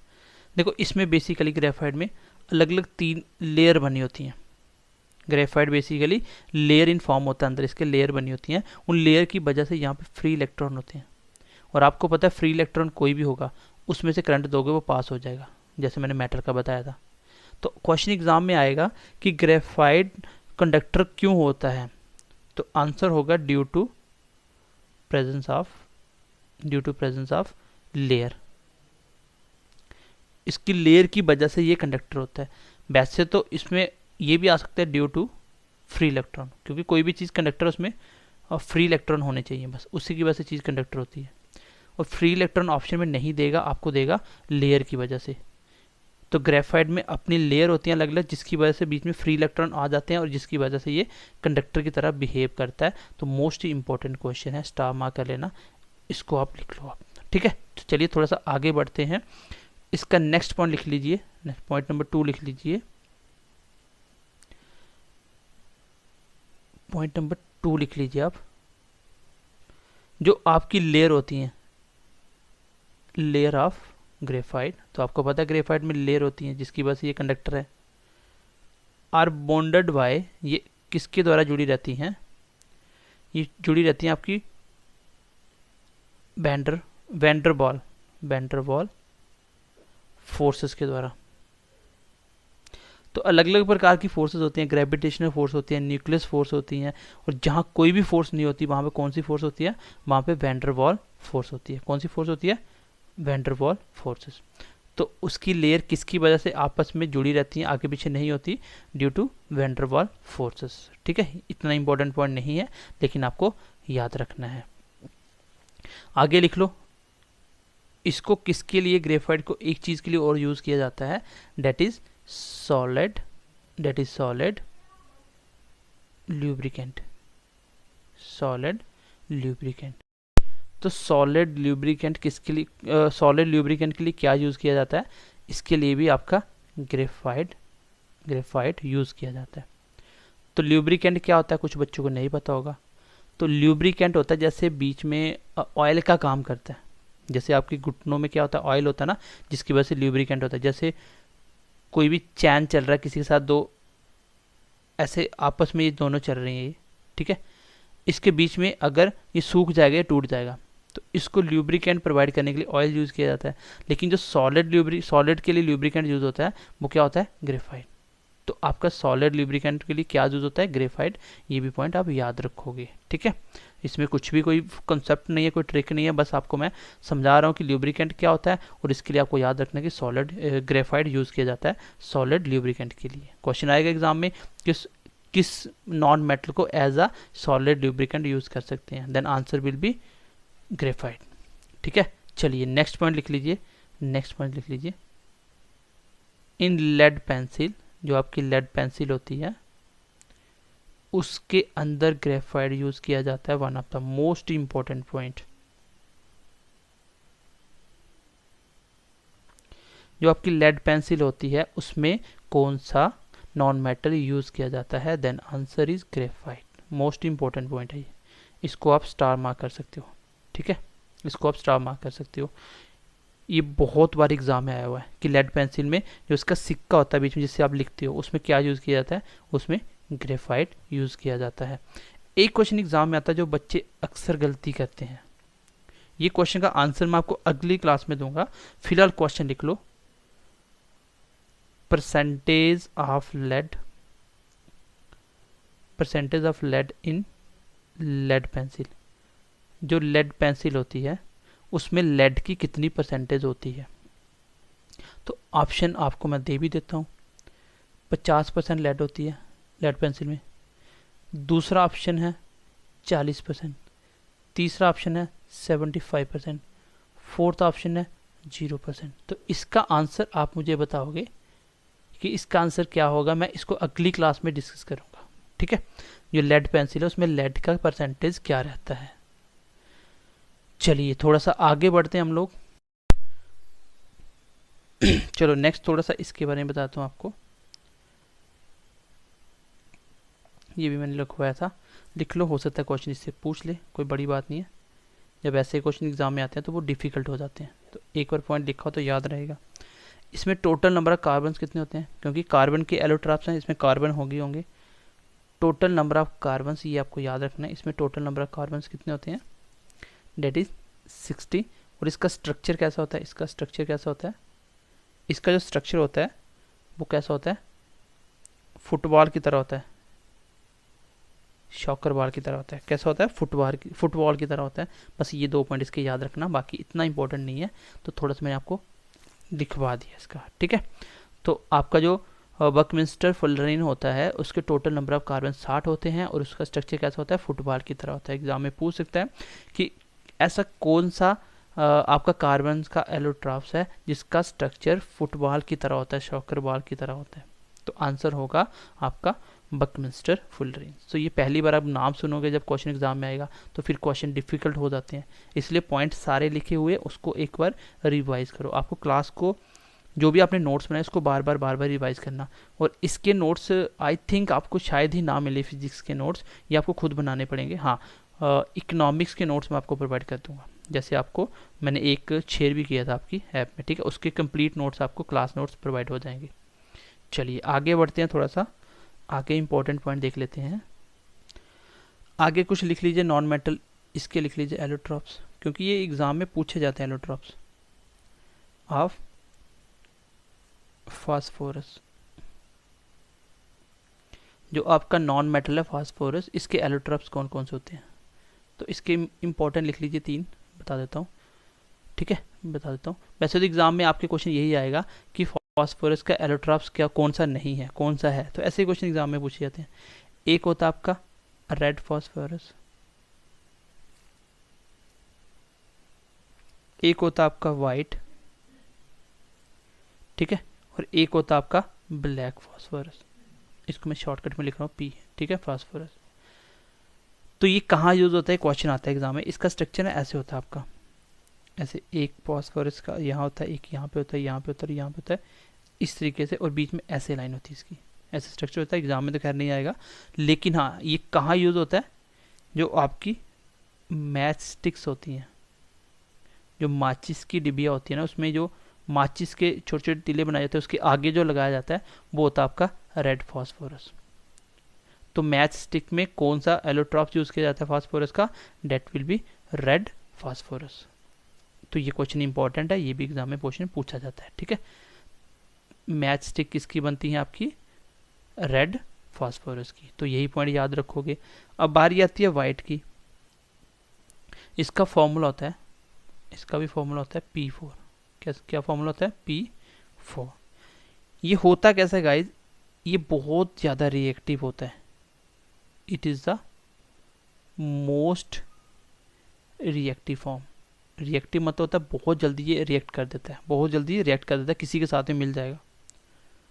Most reactive form of phosphorus, ये जो फास्फोरस की टाइप होती है उसकी जो फॉर्म है, ये सबसे ज़्यादा क्या होता है, ये रिएक्टिव होता है। मतलब हवा पानी किसी के साथ भी रिएक्ट कर देगा, पानी नहीं, खैर हवा के साथ। टेम्परेचर इसका, क्योंकि इसका टेम्परेचर बहुत हाई होता है ड्यू टू हाई टेम्परेचर, इसका अपना टेम्परेचर बहुत होता है, थोड़ा सा भी आप हवा में रखोगे इसको भी आग लग जाती है, इसलिए इसको कहाँ रखा जाता है, केप्ट अंडर वाटर। तो वाटर को शॉर्टकट में लिख रहा हूँ H2। अब इसको पानी के अंदर रखा जाता है, जो आपका वाइट फास्फोरस होता है इसको पानी के अंदर रखा जाता है। क्यों, क्योंकि इसका टेम्परेचर बहुत हाई होता है, वो बाहर रहेगा तो आग लग जाएगी इसमें। और ये इसका फॉर्मूला होता है P4, और ये बहुत ज़्यादा रिएक्टिव होता है। पूछा जाएगा फास्फोरस का कौन सा एलोट्रॉप सबसे ज़्यादा रिएक्टिव होता है, तो आंसर होगा वाइट फास्फोरस, ठीक है। और ब्लैक की अभी तक ज़्यादा डिस्कवरी नहीं हुई है, इसके बारे में कुछ पता ही नहीं है हमें अभी भी, ठीक है, इसके बारे में ज़्यादा कुछ पता ही नहीं है। तो इसको यूज़ कहाँ किया जाता है, चलिए इसका एक बार यूज़ लिख लीजिए, यूज़ कहाँ किए जाते हैं। तो पहला तो ये यूज़ होता है इसका एक्सप्लोसिव बनाने के लिए, जो विस्फोटक वगैरह बनाते हो ना, ठीक है, बम वगैरह के धमाके करने के लिए। और दूसरा इसका यूज़ होता है रैट पॉइजन के लिए, रैट पॉइजन के लिए। रैट पॉइजन वही होता है जो आप सोना मोना धोखा देने पे खाते हो, ठीक है, जो आप चूहे वाली दवाई खाते हो। तो बेसिकली इसका फॉर्मूला होता है जिंक फॉस्फेट, जिंक फॉस्फाइड, ठीक है, फॉस्फाइड। चलो जिंक फॉस्फाइड होता है जो रेड पॉइजन होता है। ये किसका है, ये आपका फास्फोरस का एलोट्रॉप्स है, ठीक है। तो इसका जो शॉर्टकट फॉर्मूला होता है वो होता है Zn3P2, ठीक है, P2 Zn3 जिंक फॉस्फाइड। तो रेड पॉइजन में क्या यूज़ किया जाता है, तो उसमें यूज़ किया जाता है आपका बाइट फास्फोरस, जो कि एक एलोट्रॉप्स है किसका, फास्फोरस का। तो आई होप यहाँ तक क्लियर हो गया होगा। मैं एक बार रिकैप कर देता हूँ, आज की क्लास में ये भी ख़त्म करता हूँ, तो कल हम यहाँ से स्टार्ट करके इस चैप्टर को ख़त्म करेंगे, ठीक है। तो थोड़ी सी मैं रिकैप कर देता हूँ ताकि थोड़ा सा याद हो जाए आपको। सबसे पहले मैंने आपको नॉन मेटल बताया, ठीक है, नॉन मेटल बताया, फिर उसकी थोड़ी सी मैंने आपको प्रॉपर्टी बताई। नॉन मेटल मैंने डिस्कस करा, मैंने प्रॉपर्टी बताई ये एसिडिक इन नेचर होता है। यहाँ पे मैंने आपको क्वेश्चन पुट किया कि ब्लड का नेचर कैसा होता है और एसिड चीज़ों को जो एसिडिक होता है उसकी पीएच वैल्यू क्या होती है। फिर मैंने बोला एकमात्र ऐसा नॉन मेटल जो लिक्विड इन फॉर्म में होता है वो कौन सा है, ब्रोमाइन। और एकमात्र मेटल मरकरी जो लिक्विड इन फॉर्म में होता है। आयोडीन क्या होता है, ये नॉन मेटल है जो कि क्या होता है, लस्ट होता है, इसकी अपनी चमक होती है, ठीक है।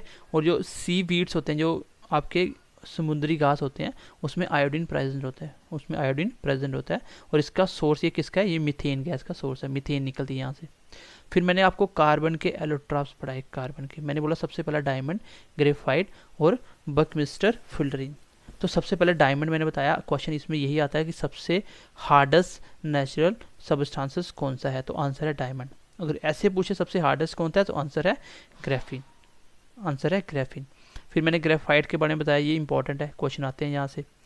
ये एक ऐसा नॉन मेटल है जो कंडक्टर होता है। क्यों होता है, क्योंकि इसके अंदर से लेयर होती है, उसमें फ्री इलेक्ट्रॉन होते हैं, तो ऑप्शन आएगा लेयर। ये लेयर किसकी वजह से आपस में जुड़ी रहती हैं, तो आंसर है वैंडरवाल फोर्सेस के द्वारा। किसके द्वारा, वैंडरवाल फोर्सेस के द्वारा। फिर सॉलिड लुब्रिकेंट के लिए किसको यूज़ किया जाता है, ग्रेफाइट को ही यूज़ किया जाता है। फिर मैंने बताया लेड पेंसिल में ग्रेफाइट कितना होता है, लेड पेंसिल में क्या होता है आपका, ग्रेफाइट होता है। लेड पेंसिल में जो सिक्का यूज़ किया जाता है वो ग्रेफाइट होता है। और लेड पेंसिल में ग्रेफाइट की परसेंटेज क्या होती है, ये भी मैंने आपको क्वेश्चन पूछा, ये भी मैंने आपको क्वेश्चन पूछा आज।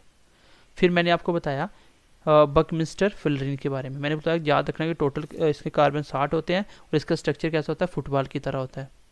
देन आपको मैंने फास्फोरस के एलोट्रॉप्स पढ़ाए, फिर मैंने क्लास को ख़त्म किया आज की। एक होता है रेड, एक होता है वाइट, एक होता है ब्लैक। रेड वो होता है जिसमें आप मैच स्टिक बनाते हो, ये क्वेश्चन इंपॉर्टेंट है, पूछा जाएगा कि मैच स्टिक में कौन सा नॉन मेटल यूज़ किया जाता है, डेट इज़ रेड फास्फोरस, जो कि एक एलोट्रॉप्स है किसकी, फास्फोरस की। फिर वाइट मैंने बोला क्या होता है, ये इसका फॉर्मूला P4 होता है, और ये सबसे ज़्यादा रिएक्टिव होता है क्योंकि इसका टेम्परेचर बहुत हाई होता है, और टेम्परेचर को कम करने के लिए इसको हम कहाँ रखते हैं, पानी में रखते हैं, वाटर में। Which is bad conductor of electricity. देखो मैं साथ साथ क्यों लिख रहा हूँ, सो एज आप भी साथ साथ लिख पाओ और आपका दिमाग इसके साथ साथ चलता रहे। पहले ही मैं लिख के आ सकता था इसको भी, लेकिन मुझे वो पढ़ाने में मज़ा नहीं आता है। तो माइका एक ऐसा सब्सटेंस है जो बैड कंडक्टर ऑफ इलेक्ट्रिसिटी होता है। इट मीन्स कि उसमें कंडक्टर में उसमें इलेक्ट्रिसिटी पास नहीं होती, बट याद रखना गुड कंडक्टर ऑफ हीट होता है। मोस्ट इंपॉर्टेंट पॉइंट है ये, ठीक है, इंपॉर्टेंट पॉइंट है। जो माइका होता है वो क्या है, बैड कंडक्टर ऑफ इलेक्ट्रिसिटी होता है, उसमें से इलेक्ट्रिसिटी पास नहीं होती, बट गाइस याद रखना ये गुड कंडक्टर ऑफ हीट होता है। माइका कहाँ मिलेगा आपको, घर पे आपकी आयरन वगैरह होती है प्रेस करने वाली, उसको तोड़ के देखना, बीच में एक ऐसे इस टाइप का एक वाइट कलर का एक पत्ता सा निकलेगा, वाइट कलर का, उसी को माइका बोला जाता है। उसमें से करंट पास नहीं होगा बट हीट पास हो जाएगी, ठीक है, इसको याद रखना, पहला पॉइंट। दूसरा इंपॉर्टेंट पॉइंट है जो आप मतलब अपनी रियल लाइफ में यूज़ करते हो रेगुलर, नेल पेंट रिमूवर कौन सा होता है, जो नेल पॉलिश लगाते हैं उसको रिमूव करने के लिए लड़कियाँ यूज़ करती हैं ना, इसको साफ करने के लिए, उसको क्या बोलते हैं, उसको पढ़ना एक बार, जिसको आप लगाते हो उसको एसीटोन बोलते हैं, ठीक है, ACETONE। तो नेल पेंट रिमूवर में क्या होता है, एसीटोन होता है, उसको एसीटोन बोलते हैं, ठीक है। चलिए आगे लिखिए, एक होता है आपका आर्टिफिशियल परफ्यूम,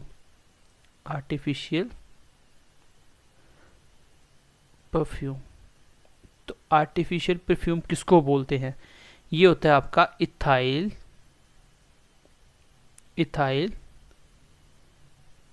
एसीटेट को। तो ये सारे पॉइंट इंपॉर्टेंट हैं, ठीक है, ये सारे पॉइंट इंपॉर्टेंट हैं। उसके बाद एक पॉइंट और लिख लीजिए इंपॉर्टेंट, वो लिख लीजिए आप ओर ऑफ टिन। जो आपका टिन होता है, टिन जो होता है उसका ओर क्या होता है, मतलब वो किस में से निकलती है, उस ओर को क्या बोला जाता है, उसको बोला जाता है कैसिटराइट। कैसिटराइट। और इसका फॉर्मूला होता है SnO2। एक बार इसको अच्छे से पढ़ लेना। नेक्स्ट पॉइंट लिख लीजिए आप, फिर मैं इसको एक बार फिर से डिस्कस करके कोशिश करता हूँ आपको लर्न करवाने की। नेक्स्ट पॉइंट लिख लीजिए आप,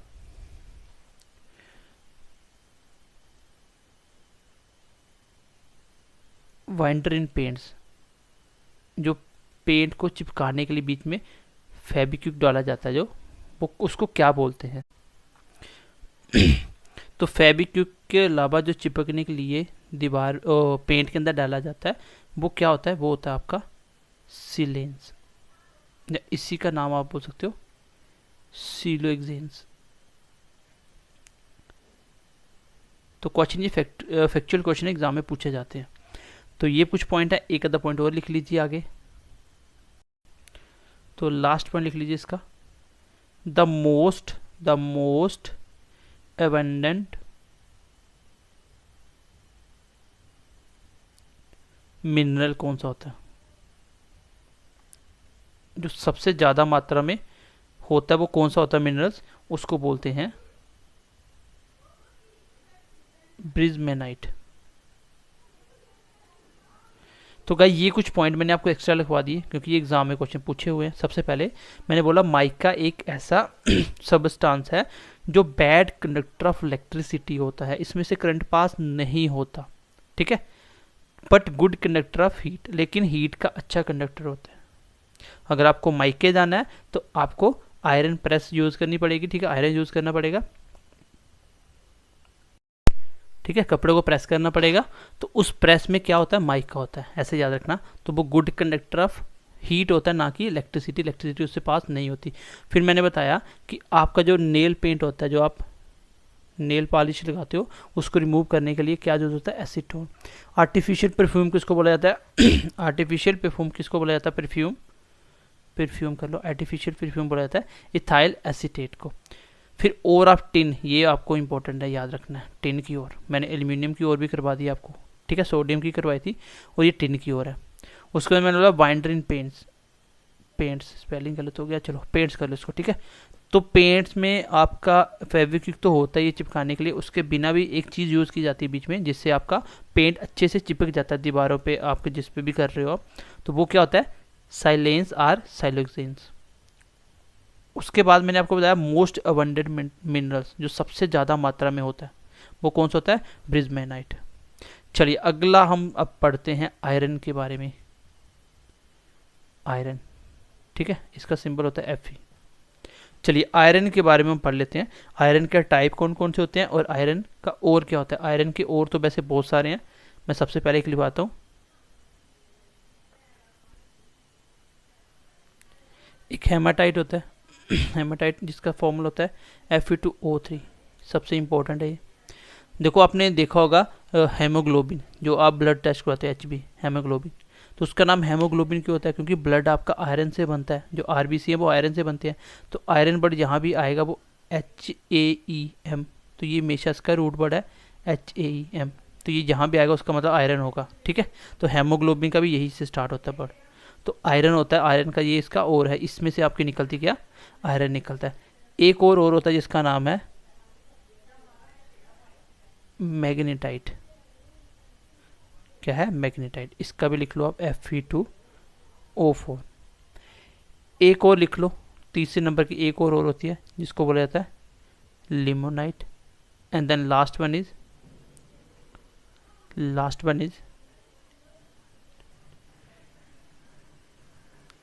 इज सीडेराइट, ठीक है, सीडेराइट। इसका फॉर्मूला होता है FeCO3। तो इसका फिलहाल या तो आप कमेंट सेक्शन में बताओगे, नहीं तो मैं इसको अगली क्लास में बताऊंगा, क्योंकि आपको थोड़ा बहुत सर्च करना आना चाहिए। जो आप पढ़ रहे हो एटलीस्ट इसको सर्च करो। यूट्यूब पे सर्च करो, गूगल पे सर्च करो, ठीक है। एक आधा टॉपिक मैं देता हूँ ताकि आप उस चीज़ के लिए एक्टिव हो जाओ, आपको भी आगे पीछे पता चले कि क्या चल रहा है। कंपटीशन हमेशा करना है अगर आपको कंपटीशन में बने रहना है। अगर आपसे कोई बेटर पड़ेगा, नौकरी उसको मिलेगी। मैं बार बार कहता हूँ कि कंपटीशन में बने रहने के लिए कंपटीशन जानना पड़ेगा। अपने घर में ही अपने आप को अगर सोचोगे कि मैं ही फाइटर हूँ तो ऐसा कुछ नहीं होने वाला। जब आपको सिलेक्शन मिलेगा तो आप बाकी वालों से अच्छे होंगे, तभी सिलेक्शन मिलेगा, ठीक है। खैर आगे बढ़ते हैं।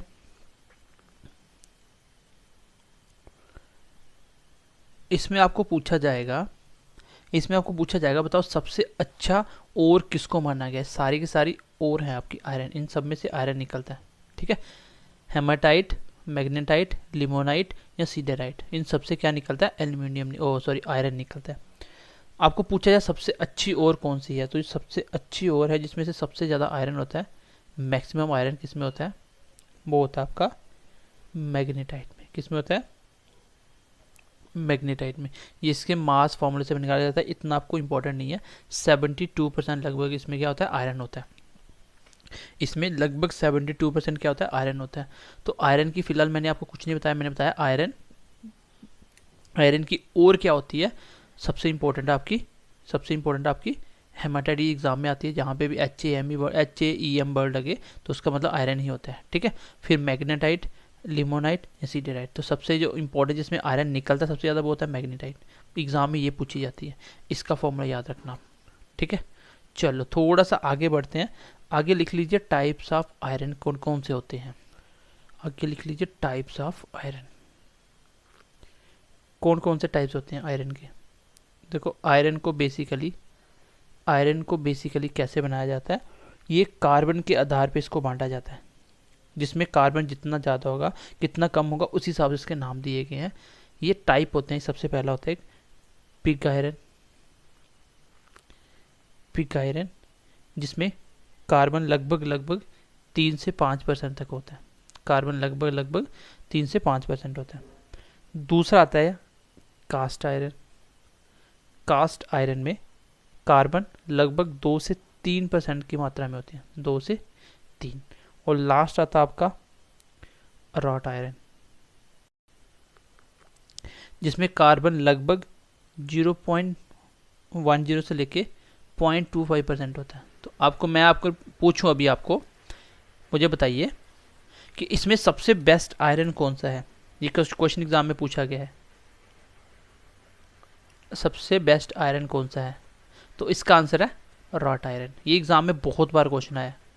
तो रॉट आयरन सबसे बेस्ट है, क्यों, क्योंकि जितनी कार्बन कम है उतना आयरन अच्छा होगा। तो इसमें कार्बन की मात्रा सबसे कम है, इसलिए ये सबसे अच्छा आयरन है। इसमें आयरन की मात्रा सबसे ज़्यादा होती है। जैसे प्योर गोल्ड होता है 24 कैरेट का, वैसे ही इसको बोल सकते हैं ये सबसे अच्छा आयरन होता है, जिसको बोलते हैं रॉट आयरन। ये इंपॉर्टेंट है, इसको याद रखना। मैं आपको पहले ही बताता हूँ कि इंपॉर्टेंट पॉइंट कौन से एग्जाम में क्वेश्चन कैसे आते हैं, ठीक है। हमारे जितने भी टीचर हैं सबकी सब इस चीज़ को एनालिस करके ही आपको पढ़ा रहे हैं कि क्वेश्चन एग्जाम में कैसे आते हैं टॉपिक में से, ठीक है। तो चलिए थोड़ा सा आगे बढ़ते हैं। आगे लिखते हैं हम लोग रस्टिंग ऑफ आयरन क्या होता है। रस्टिंग ऑफ, क्योंकि आयरन के ऊपर बहुत सारे क्वेश्चन एग्जाम में पूछे जाते हैं। रस्टिंग ऑफ आयरन, तो रस्टिंग ऑफ आयरन होता है जब आयरन को क्या होता है, जंग लग जाता है। आयरन को क्या होता है, जंग लग जाता है, ठीक है। तो होता क्या बेसिकली जो कंडीशन कैसी होनी चाहिए जब जंग लगता है, तो कंडीशन हमेशा कैसी होती है, मॉइस्चर होता है। जब एयर में मॉइस्चर होता है तब जाके जंग लगता है। यहाँ बोल सकते हो कि एयर में जब वाटर होता है, पानी होता है, जब भी किसी की भी पानी के कांटेक्ट में आएगी कोई चीज़, उसी को जंग लगता है। ये आपने भी देखा होगा, या ऑक्सीजन प्लस वाटर, ठीक है। तो ये वो कंडीशन होती है जब आपके आयरन को जंग लगता है। बेसिकली जहाँ भी मॉइस्चर होगा वहाँ पे आयरन को जंग लगना स्टार्ट हो जाता है। जो इसका फॉर्मूला होता है जो, ठीक है, रस्ट का जो फॉर्मूला होता है क्या होता है वो, ठीक है, फॉर्मूला होता है, लिख लो आप एक बार। रस्ट का जो फॉर्मूला होता है वो क्या होता है, वो होता है आपका Fe2O3 into x molecules of water. ये होता है आयरन का फॉर्मूला। तो देखो आपने जहाँ भी आयरन पढ़ा तो इतना सा फॉर्मूला तो आप पहले ही पढ़ रहे हो, यही तो है हेमाटाइट। और एक्स्ट्रा क्या आया, पानी मिल गया तभी तो जंग लगता है। जब भी पानी के कांटेक्ट में आएगा ऑक्सीजन में तो उसको जंग लग जाएगा, ठीक है। और रस्टिंग ऑफ आयरन में जो रिएक्शन होती है वो होती है रिडॉक्स रिएक्शन। रिडॉक्स रिएक्शन कौन सी होती है? रिडॉक्स होती है जिसमें ऑक्सीडेशन एंड रिडक्शन दोनों हो, ऑक्सीडेशन रिडक्शन दोनों हो, ऑक्सीडेशन और रिडक्शन दोनों, उसको बोलते हैं रिडॉक्स रिएक्शन। ये अलग से चैप्टर है ऑक्सीडेशन और रिडक्शन वाला, फिर मैंने ये आपको बता भी दिया था कि रिडक्शन मेटल नॉन मेटल में क्या क्या होता है, ऑक्सीडेशन रिडक्शन किस में होता है, ठीक है। तो ये बेसिकली रिडॉक्स रिएक्शन होती है। अब इसमें एक चेंज आता है आपका, एक केमिकल चेंज होता है, एक फिजिकल चेंज होता है। तो वो मैं आपको बताऊंगा अभी थोड़े टाइम के बाद कि केमिकल और फिजिकल चेंज क्या क्या आता है, वहां से भी क्वेश्चन पूछा जाता है। मैंने पहले ही बोला था नॉन मेटल और मेटल में हम लोग सिर्फ और सिर्फ फैक्ट पे बात करेंगे जहां से क्वेश्चन एग्जाम में पूछा जाता है। बाकी इसमें कोई भी ऐसा चीज़ नहीं है जो आपको समझाने की जरूरत है जिसमें कॉन्सेप्ट यूज होता हो, कॉन्सेप्ट वाला ये पॉइंट ही नहीं है कोई, इसलिए आपको ये फैक्ट ही पढ़ने पड़ेंगे। और इतने सारे फैक्ट पढ़ा दिए कि इससे बाहर कुछ नहीं बचता। तो ऑक्सीडेशन प्लस रिडक्शन को क्या बोला जाता है? रिडॉक्स रिएक्शन बोला जाता है। अब एक क्वेश्चन आता है एग्जाम में, देखो एग्जाम में एक क्वेश्चन आता है यहां से कि ये एक केमिकल चेंज है कि फिजिकल चेंज है। बेसिकली ये एक केमिकल चेंज है। मैं आपको भी बताऊंगा कि केमिकल चेंज क्या होती है और फिजिकल चेंज क्या होता है। मैं आपको ट्रिक ही बताऊंगा कोई भी चीज़ कैसे पता चल जाता है केमिकल चेंज है फिजिकल चेंज है, ठीक है, वो आपको मैं बता दूंगा। सबसे इंपॉर्टेंट चीज़ है इसका प्रिवेंशन कैसे होता है, इसका प्रिवेंशन कैसे होता है, इसको बचाया कैसे जाता है जंग लगने से, रस्टिंग ऑफ आयरन को बचाया कैसे जाता है। तो आपको भी पता, आप क्या करते हो, पेंट करते हो, उस पेंट करने को बोलते हैं गैल्वेनाइजेशन। क्या बोलते हैं? गैल्वेनाइजेशन। ये क्वेश्चन को हजारों बार एग्जाम में पूछा गया, हजारों करोड़ों बार एग्जाम में पूछा जा चुका है। बोलते हैं जब गैल्वेनाइजेशन करते हो उसमें आयरन के ऊपर किसकी परत चढ़ाई जाती है, लेयर किसकी चढ़ाई जाती है, तो उसके ऊपर जो लेयर चढ़ाई जाती है वो होती है कोटेड बाय जिंक। किसकी लेयर होती है? जिंक की एक लेयर चढ़ाई जाती है, उसको बोलते हैं गैल्वेनाइजेशन। किसके लिए? ताकि आपके आयरन को जंग ना लगे। तो रस्टिंग ऑफ आयरन क्या होता है? लोहे को जंग लगना, जिसका फॉर्मूला होता है Fe2O3। तो ये तो आपको पता ही है, इसी की ओर है, ये तो आपको याद करना ही पड़ेगा। और इसमें कुछ मॉलिक्यूल्स ऑफ वाटर के आ जाते हैं। ये एक रिडॉक्स रिएक्शन है जिसमें ऑक्सीडेशन और रिडक्शन दोनों होते हैं। बेसिकली ये केमिकल चेंज है। ये कौन सी चेंज है? केमिकल। और केमिकल और फिजिकल चेंज में अभी आपको पढ़ाने वाला हूँ कुछ टाइम तक, ठीक है, अभी मैं आपको पढ़ाने वाला हूँ इसी चैप्टर में। फिर मैंने बोला इसकी अगर हम प्रिवेंशन पे बात करें तो मतलब इसकी बचाव, इसको कैसे किया जाएगा, तो इसके ऊपर एक कोटेड चढ़ा दी जाती है जिसको जिंक की कोट बोलते हैं, जिंक की कोट करना, और उसको बोलते हैं गैल्वेनाइजेशन। मोस्ट इंपॉर्टेंट क्वेश्चन हजारों बार एग्जाम में पूछा हुआ है, पूछेगा कि आयरन के ऊपर किसकी कोट चढ़ाई जाती है, तो वो आंसर होगा आपका आंसर होगा जिंक की कोट चढ़ाई जाती है, ठीक है। जैसे ये आपका आयरन है मान लो, इसके आगे पीछे किसकी परत चढ़ा दी जाती है? आपकी जिंक की। और जिंक आपका पानी के साथ रिएक्शन नहीं करता है, जिसकी वजह से पानी अंदर पास नहीं कर पाता है और आयरन के साथ वो रिएक्शन नहीं कर पाता है, ठीक है। आगे कुछ पॉइंट लिख लो नोट डाउन करके। चलिए अब नोट करके कुछ इंपॉर्टेंट पॉइंट पे बात करते हैं हम लोग। आई होप यहाँ तक तो कोई दिक्कत नहीं होगी। थोड़ा सा मैं एक बार रिकैप करता हूँ। मैंने आपको आयरन बताया, आयरन की मैंने आपको और बताई, ये इंपॉर्टेंट है सारा। मैंने बताया इसकी 4 और होती है जहाँ से निकलता है, सबसे अच्छी है मैग्नेटाइट। मैंने टाइप्स ऑफ आयरन बताए, pig iron, cast iron, wrought iron. मैंने बोला आयरन को बांटा गया इसके कार्बन के बेस पे, जितनी ज़्यादा कार्बन की मात्रा होगी, जितनी कम होगी, उस हिसाब से इनको बांटा गया। सबसे अच्छा जो बेस्ट क्वालिटी ऑफ आयरन होता है वो कौन सा होता है? Wrought iron. क्वेश्चन बहुत बार एग्जाम में आया। फिर मैं बताया आयरन के ऊपर जंग लगना क्या होता है। बेसिकली जब मॉइस्चर होता है, जहाँ एयर और वाटर आ जाता है या ऑक्सीजन के साथ रिएक्शन कर देता है, उसकी वजह से जंग लग जाता है। रस्टिंग का फॉर्मूला होता है Fe2O3 और कुछ molecules of water, x molecule कुछ भी होता है, 2 3 4 5 कुछ भी। ये एक रिडॉक्स रिएक्शन है और बेसिकली ये केमिकल चेंज है। केमिकल चेंज अपने आप आंसर दे दोगे, केमिकल कौन सी फिजिकल कौन सी, ये मुझे आपको लर्न नहीं करवानी पड़ेगी। इसके लिए प्रिवेंशन कैसे किया जाता है ये सबसे इंपॉर्टेंट था, ठीक है। आगे नोट डाउन करके लिखिए। एल्यूमिनियम को जंग नहीं लगता है। क्यों नहीं लगता है? पहला point, due to the formation of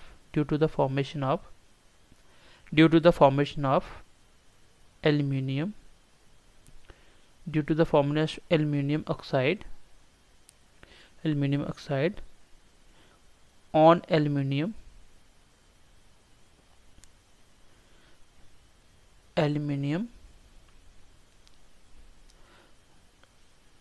does not corroded corroded बोलता है कि ये जो फॉर्मेशन बन जाती है किसकी, एल्यूमिनियम ऑक्साइड की, जब एल्यूमिनियम रिएक्शन करता है ऑक्सीजन के साथ, ठीक है, जब ऑक्सीजन के साथ, तो इसकी एक लेयर बन जाती है Al2O3 की, जिसको बोलते हैं एल्यूमिनियम ऑक्साइड, जैसे metal oxide, non metal oxide. तो एल्यूमिनियम ऑक्साइड की एक लेयर बन जाती है अपने आप, जिसकी वजह से एल्यूमिनियम को जंग नहीं लगता है। मान लीजिए ये आपका एक एल्यूमिनियम था, प्योर एल्यूमिनियम, इसके बाहर जब जैसे ऑक्सीजन आती है, जैसे ही ऑक्सीजन O2 आती है, तो यहाँ पे एक ऑटोमेटिकली लेयर बन जाती है, यहाँ पे लिखा भी है ड्यू टू फॉर्मेशन, बनने के कारण एल्यूमिनियम ऑक्साइड, तो यहाँ पे Al2O3 की एक लेयर बन जाती है, जिसकी वजह से क्या होता है, जिसकी वजह से आपका जंग नहीं लगता है। तो बोलेगा कौन सा मेटल नॉन मेटल है जिसको जंग नहीं लगता, तो आंसर होगा आपका एल्यूमिनियम, आंसर होगा आपका एल्यूमिनियम। दूसरा पॉइंट लिख लीजिए, the colour of the colour of the colour of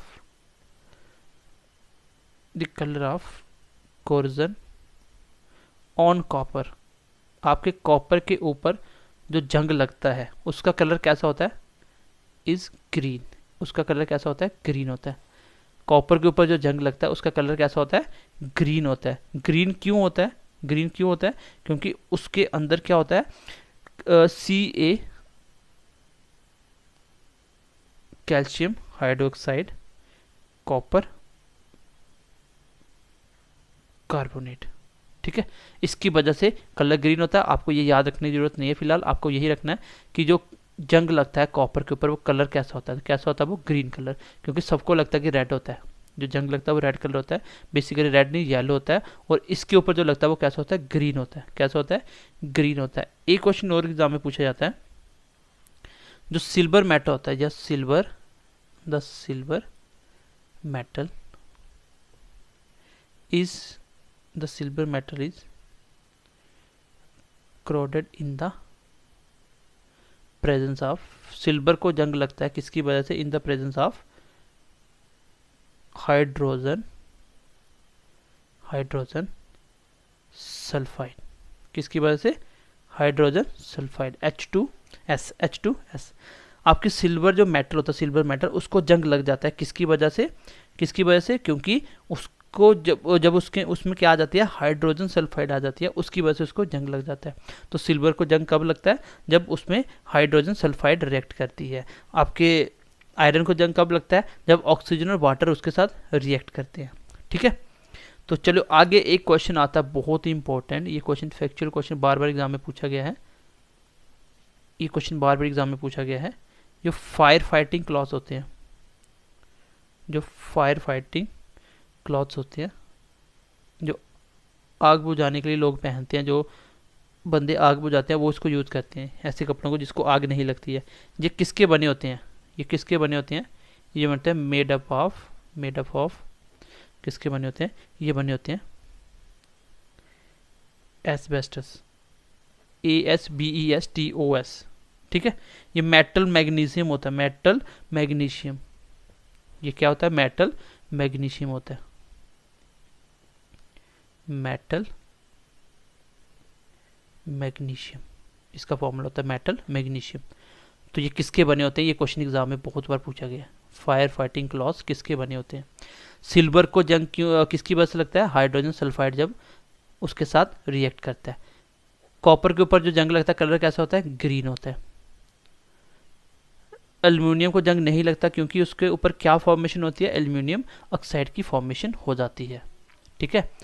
ये हो गया आपका आयरन के बेस पे कुछ पॉइंट जो मैंने आपको लिखवाए, और आई होप ये पॉइंट आपने नोट डाउन अच्छे से कर लिए होंगे, ठीक है। इसको एक एक बार पढ़ना है, लर्न हो जाएंगे, ठीक है, लर्न हो जाएंगे। मैं एक बार फिर से कोशिश करता हूँ एक बार रिवाइज करवाने की।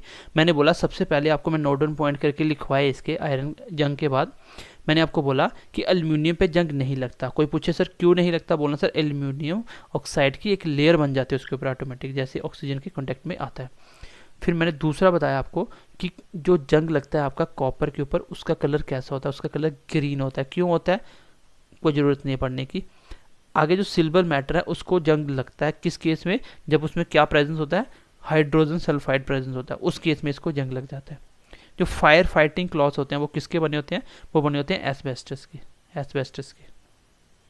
एक लास्ट पॉइंट लिख लीजिए, लास्ट पॉइंट लिख लीजिए, एक पेन किलर, ये तो वैसे बार बार एग्जाम में आता ही है।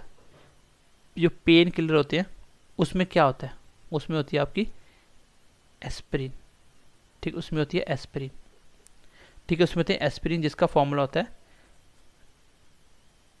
Acetyl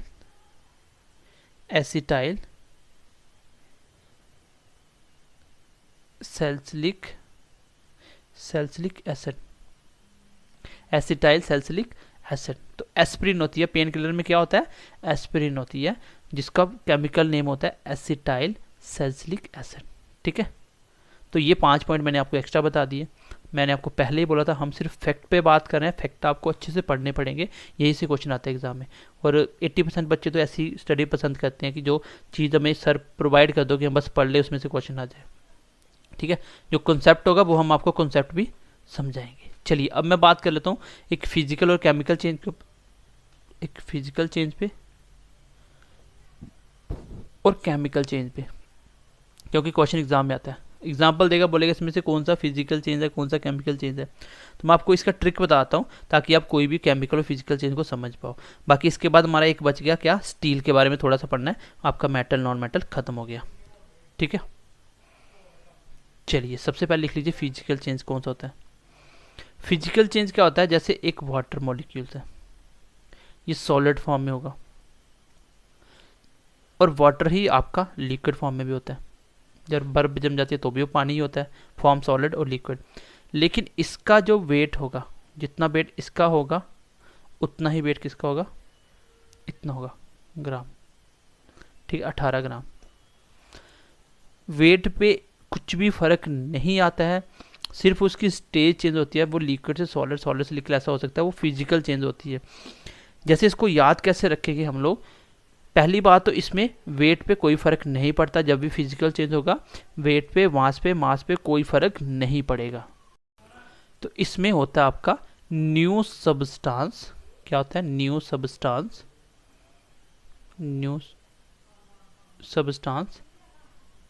does not formed. इसमें कोई भी नया सब्सटेंस नहीं बनता है, पानी है तो पानी ही रहेगा, चाहे वो सॉलिड या लिक्विड फॉर्म में, कोई नया सब्सटेंस बन के नहीं आता है। देखो आप कैसे आंसर करोगे खुद ही। इसमें एक चीज याद रखना, मास रिमेन कांस्टेंट होता है, ये क्वेश्चन एग्जाम में पूछा जाता है, मास रिमेन कांस्टेंट, मैंने ऊपर लिख के भी बता दिया आपको। इसका जो मास है उतना ही रहेगा, इसका जो वेट है वो उतना ही रहना, वो कम ज़्यादा नहीं होगा।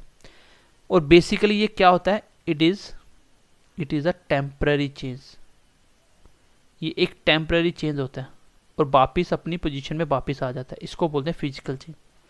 ये एक टेम्पररी चेंज होता है, कोई ऐसी चीज़ जो टेम्पररी चेंज हो फिर से वापस, जैसे आप बर्फ, पानी को बर्फ बनाते हो और वो उसको छोड़ दो वापिस पानी बन जाएगा, तो वो एक टेम्पररी चेंज था। ये सबसे इंपॉर्टेंट ये है ट्रिक इसका, इट कैन बी रिवर्स्ड, ये रिवर्स हो जाता है। जैसे देखो पानी का बर्फ बना, बर्फ से फिर वापस रिवर्स हो गया। जो चीज़ भी रिवर्स कर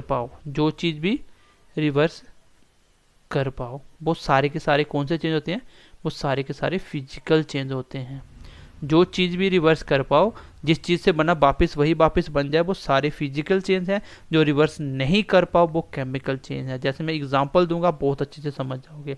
मैं आपको बोलूँ मेल्टिंग ऑफ आइस, तो एग्जांपल आएगा एग्जाम में, भाई मेल्टिंग ऑफ आइस, आइस का पिघलना क्या है, केमिकल चेंज है फिजिकल चेंज है।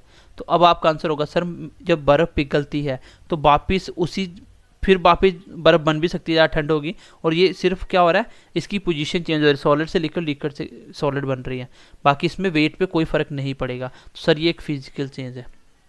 मैं बोलूँ बॉइलिंग ऑफ वाटर,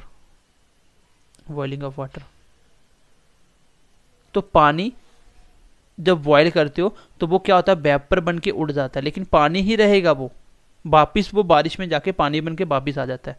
तो रिवर्स कर पाए कि नहीं कर पाए, बिल्कुल कर पाए। इट मीन्स कि वो जो पानी बॉयल किया वो वेपर बन के उड़ा, वो वापिस पानी बन के वापिस आ गया, तो ये रिवर्स हो गया। तो इसका मतलब ये भी कौन सी चेंज है, ये भी एक फिजिकल चेंज है। अगर मैं आपको बोलूँ आप शुगर मिलाते हो पानी में, तो क्या ये फिजिकल चेंज है केमिकल चेंज है।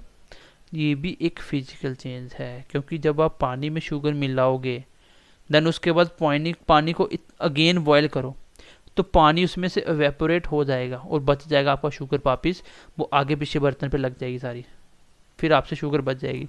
तो ये एक रिवर्स हो सकती है, ये प्रोसेस रिवर्स हो सकती है। ये भी कैसा चेंज है, ये भी एक फिजिकल चेंज है, क्योंकि सिर्फ सॉलिड से लिक्विड बना वापिस वो सॉलिड बन जाएगी बस, ठीक है। उसके बाद सोडियम क्लोराइड पानी में घोल दो, पानी में कुछ भी घोल रहे हो सारी की सारी फिजिकल चेंज है। जैसे ही पानी बॉयल करोगे पानी अपने आप सेपरेट हो जाएगा, फिर वापस वही स्टेज में आ जाएगी वो चीज़। तो ये सारी की सारी कैसी चेंज है, फिजिकल चेंज है। ट्रिक क्या बताया मैंने, जो भी चीज़ आप रिवर्स कर पाओ वो सारी फिजिकल चेंज होती है, जो रिवर्स नहीं कर पाओ वो केमिकल चेंज होती हैं, जो रिवर्स नहीं कर पाओ वो केमिकल चेंज होती हैं। जैसे फॉर एग्जांपल केमिकल चेंज पे आते हैं, मैंने बोला मिल्क का आपने कर्ड बना दिया, दही बना दिया, ये फिजिकल चेंज है कि केमिकल चेंज है। तो थोड़ा सा दिमाग यूज़ करो, क्या मैं मिल्क को जब मैंने कर्ड बनाया, क्या कर्ड से मैं वापस मिल्क बना सकता हूँ? तो आंसर होगा सर नहीं बना सकते। दैट्स वाई ये क्या है, आपकी केमिकल चेंज है। ये क्या है, आपकी केमिकल चेंज है। तो इसका जो पॉइंट्स होते हैं वो होते हैं new substance, new substance is formed, इसमें न्यू सब्सटेंस बनते हैं, इसमें न्यू सब्सटेंस बनते हैं। इसमें बोलता है कि जो मास है वो चेंज नहीं, और मास सेम नहीं रहता, mass does not remain constant, remain constant. जो मास है वो कांस्टेंट नहीं रहता, ये चेंज हो जाता है गाइस, ठीक है। ये एक परमानेंट चेंज है, ये एक परमानेंट चेंज है।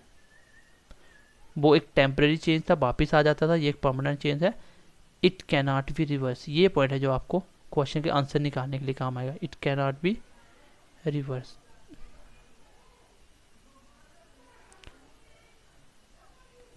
It cannot be reverse. तो आई होप ये बस समझ पाए होंगे। अब मैं आपको फॉर एग्जांपल इसके बोलता हूँ, आप मुझे बताइएगा ये कौन सी चेंज है। मैं बोलता हूँ rusting of iron, chemical change है कि फिजिकल चेंज है?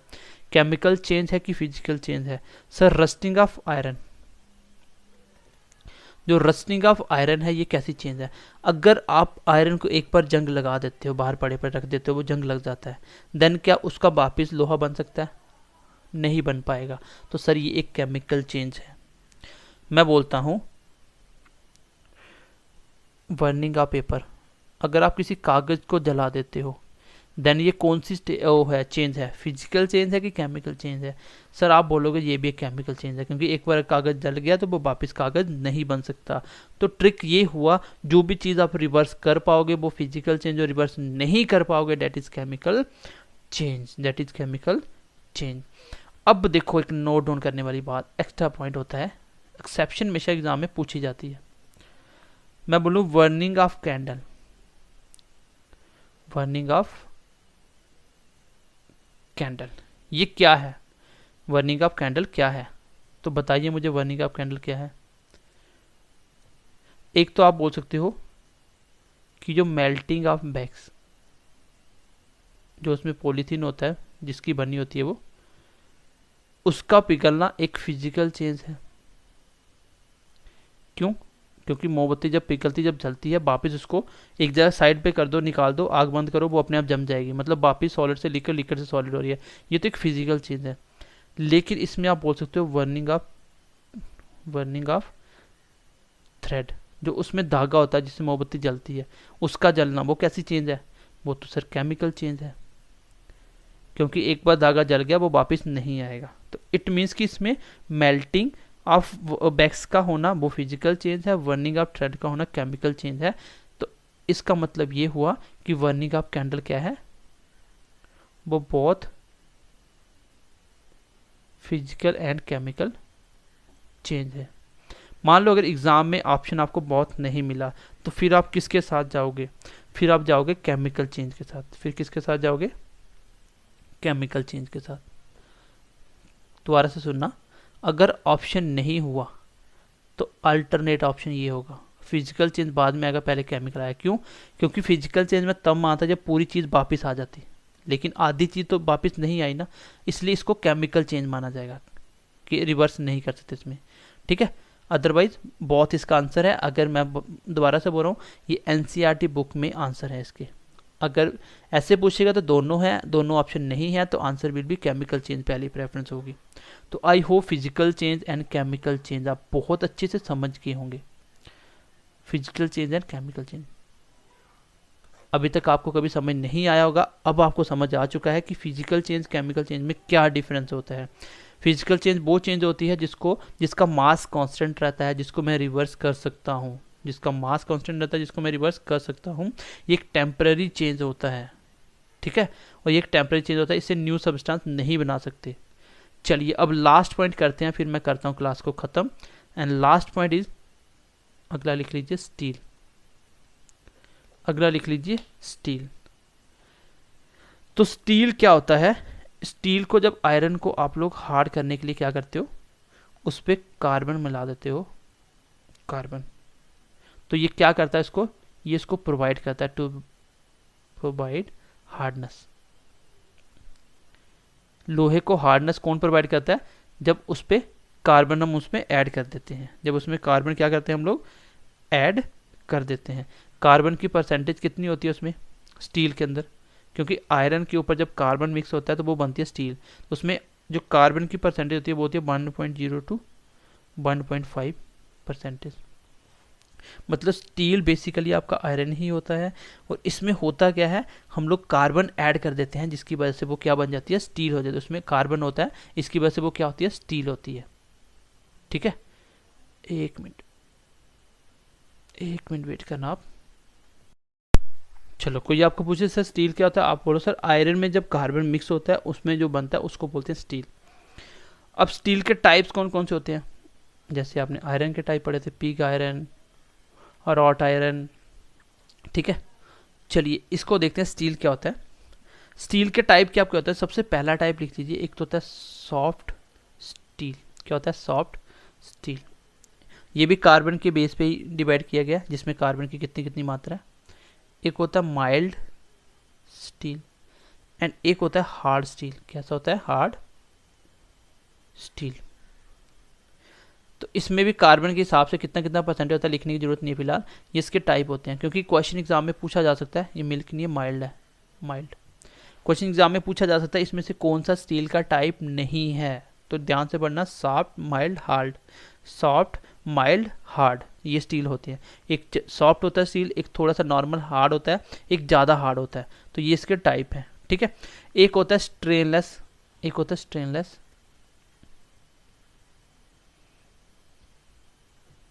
स्ट्रेनलेस स्टील वो कौन सी होती है, स्टेनलेस स्टील। स्टेनलेस स्टील कौन सी होती है, जो बिल्कुल स्टेनलेस होती है, इसमें कोई भी स्टेन नहीं होती, वो होती है आयरन प्लस कार्बन। जब iron plus carbon plus chromium और प्लस निकल,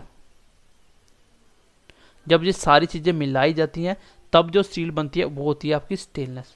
वो होती है आपकी कौन सी, स्टेनलेस। देखो आयरन क्या होता है, आयरन देखो ये होता है इसके मैग्नीट्यूड, मतलब ये मैग्नीट्यूड होता है इसका, मैग्नेटिक होता है ये, मैग्नेट्स के साथ चिपक जाता है, मैग्नेट इसको अट्रैक्ट कर सकता है। लेकिन निकल क्या, इसको फैसिलिटी देखा है, to make it non magnetic, ये इसको क्या बना देता है, नॉन मैग्नेटिक बना देता है। मतलब बेसिकली आयरन तो आपका मैग्नेट होता है, लेकिन स्टेनलेस स्टील जो स्टील होती है वो क्या होती है आपकी, वो नॉन मैग्नेटिक होती है। क्यों, क्योंकि उसमें निकल होता है। निकल आपको क्या करता है, ये आयरन को क्या बना देता है, ये नॉन मैग्नेटिक बना देता है। तो गाइस ये थी आज की क्लास जिसमें हमने बहुत सारी चीज़ें पढ़ी। मैं एक बार सारी चीज़ें रिकैप करना चाहता हूँ। मैं नीचे से स्टार्ट कर रहा हूँ। सबसे पहले हमने स्टील पढ़ा, नीचे से स्टील पढ़ा। मैंने बोला स्टील कुछ नहीं है, आयरन प्लस कार्बन का मिक्सचर ही स्टील बनता है। इसके 3 टाइप हैं, एक सॉफ्ट, एक माइल्ड, एक हार्ड। स्टेनलेस स्टील किसको बोलते हैं, स्टेनलेस स्टील किसको बोलते हैं, जब आयरन कार्बन क्रोमियम और निकल मिल जाता है उसको बोलते हैं स्टेनलेस स्टील। ठीक है। स्ट्रेन का मतलब होता है कोई चीज़ खिंच जाती है, कितनी खिंच रही है। तो स्ट्रेनलेस मतलब उसको खींच के लंबा नहीं कर सकते। ठीक है। चलिए उसके बाद हमने ऊपर इसके पढ़ा, ये पढ़ा है मैंने आपको क्या, हाँ, फिजिकल और केमिकल चेंज। ये तो मुझे लगता है कि रिकैप करने की जरूरत है नहीं, ये मैंने आपको बहुत अच्छे से बता भी दिया एग्जाम्पल के साथ। चलिए, फिर मैंने आपको कुछ पॉइंट बताया। मैंने बोला पेन किलर में क्या होता है, उसमें एस्पिरिन होता है, उसको एस्पिरिन को क्या बोलते हैं, एसिटाइल सैलिसिलिक एसिड। तो ये क्वेश्चन आएगा एग्जाम में, पेन किलर में कौन सा एसिड होता है, तो ये आंसर होगा। तो उसमें एस्पिरिन तो दिखेगा ही नहीं आपको। जो फायर फाइटिंग क्लॉथ्स होते हैं उसमें क्या होता है, उसमें एस्बेस्टस होता है, जिसको बोलते हैं मेटल मैग्नीशियम। सिल्वर को जंग लगता है किसकी वजह से, जब उसमें क्या प्रेजेंस होता है, हाइड्रोजन सल्फाइड प्रेजेंस होता है। कॉपर को जंग लगता है, उसका कलर कैसा होता है, ग्रीन होता है। एल्यूमिनियम को जंग नहीं लगता, क्यों, क्योंकि उसमें उसमें अपनी लेयर बनाता है, एल्यूमिनियम ऑक्साइड की फॉर्मेशन होती है, इसकी वजह से जंग नहीं लगता। फिर मैंने आयरन के बारे में बताया, आयरन को जंग लगने का फॉर्मूला ये होता है, जंग लगना मतलब रिडॉक्स रिएक्शन है, जिसमें ऑक्सीडेशन रिडक्शन दोनों होते हैं। ये केमिकल चेंज है। अब बताओ ये केमिकल चेंज है कि, मैंने एग्जांपल बताया, रस्टिंग ऑफ आयरन क्या है, केमिकल चेंज है। क्यों, क्योंकि एक बार जंग लग गया चीज़ वापस नहीं आएगी, तो वो केमिकल चेंज है। प्रिवेंशन बहुत ही इंपॉर्टेंट है, इस पर कोट किया जाता है, कोटेड किया जाता है किसकी, जिंक की, जिसकी वजह से इसको जंग नहीं लगता, जिसको बोलते हैं गैल्वेनाइजेशन बोलते हैं। उसके बाद मैंने आपको बताया रस्टिंग क्यों लगता है, इन चीज़ों की वजह से लगता है। आयरन मैंने बताया 3 प्रकार का होता है, pig iron, cast iron, wrought iron. सबसे अच्छा कौन सा होता है, रॉट आयरन, याद रखना इसको। फिर मैंने आयरन बताया, इसके कौन कौन से और होते हैं, हेमाटाइट, मैग्नेटाइट, लिमोनाइट, सिडेराइट। तो सबसे अच्छा और कौन सा है, मैग्नेटाइट, जिसमें 72% आयरन होता है। इसके ऊपर मैंने कुछ पॉइंट लिखवाया आपको। नेल पेंट रिमूवर कौन सी होती है, एसीटोन होता है। आर्टिफिशियल परफ्यूम कौन सा होता है, इथाइल इथाइल एसिड। तो बाइंडर इन पेंट्स क्यों होता है, किसकी वजह से होता है, ये बताया मैंने आपको। फिर मैंने बताया मोस्ट अबंडेंट मिनरल कौन सा है, ये बता दिया। फिर मैंने बताया ये याद रखना, माइका क्या होता है, माइका के अंदर इलेक्ट्रिसिटी पास नहीं होती बट करंट पास हो जाता है। तो ये थी गाइज आज की क्लास, काफ़ी इंपॉर्टेंट थी, और आज हमने मेटल नॉन मेटल को ख़त्म कर दिया। आपकी साइंस के मैंने 3 यूनिट बहुत अच्छे से करवा दिए। एक सबसे पहले बेसिक यूनिट करवाया, जिसमें मैंने आपको MCQs भी करवा दिए, न्यूटन्स लॉ, ऐसे बेसिक क्वेश्चन वगैरह सब हो गए। इसके बाद मैंने आपको विटामिन्स करवा दिया, इसके MCQs कंप्लीट हो गया। ये दोनों चैप्टर आप कहीं भी पढ़ लो, आपने कंप्लीट कर चुके हो बहुत अच्छे से। मेटल नॉन मेटल खत्म हो गया, इसके हम क्वेश्चन प्रैक्टिस करेंगे। इसके बाद जो हमारा नेक्स्ट चैप्टर होगा, जहाँ तो वो इन्वायरमेंट साइंस से उठाया जाएगा, या आपका होगा न्यूट्रिशन। इन सब में कोई एक चैप्टर मैं आपको करवाने वाला हूँ, ठीक है। साइंस आपकी बहुत अच्छी चल रही है, बहुत अच्छे से खत्म भी हो जाएगी, कोई भी क्वेश्चन आपका नहीं बचेगा, ठीक है। ट्रस्ट में आप बस अच्छे से पढ़ते रहिए, और हाँ, अपने दोस्त के साथ ज़्यादा से ज़्यादा शेयर कीजिए। जिन लोगों को कंटेंट की ज़रूरत है, जो सिंसियर बच्चे पढ़ना चाहते हैं, उनके साथ ये कंटेंट ज़्यादा से ज़्यादा शेयर कीजिए, ताकि सब बच्चे पढ़ के नौकरी ले सकें। सब बच्चे जिसको ईमानदार से जो मेहनत करते हैं, उनको नौकरी मिल सके। तो ठीक है, ध्यान रखिए अपना, मिलते हैं अगली क्लास में। Bye bye, take care and God bless you.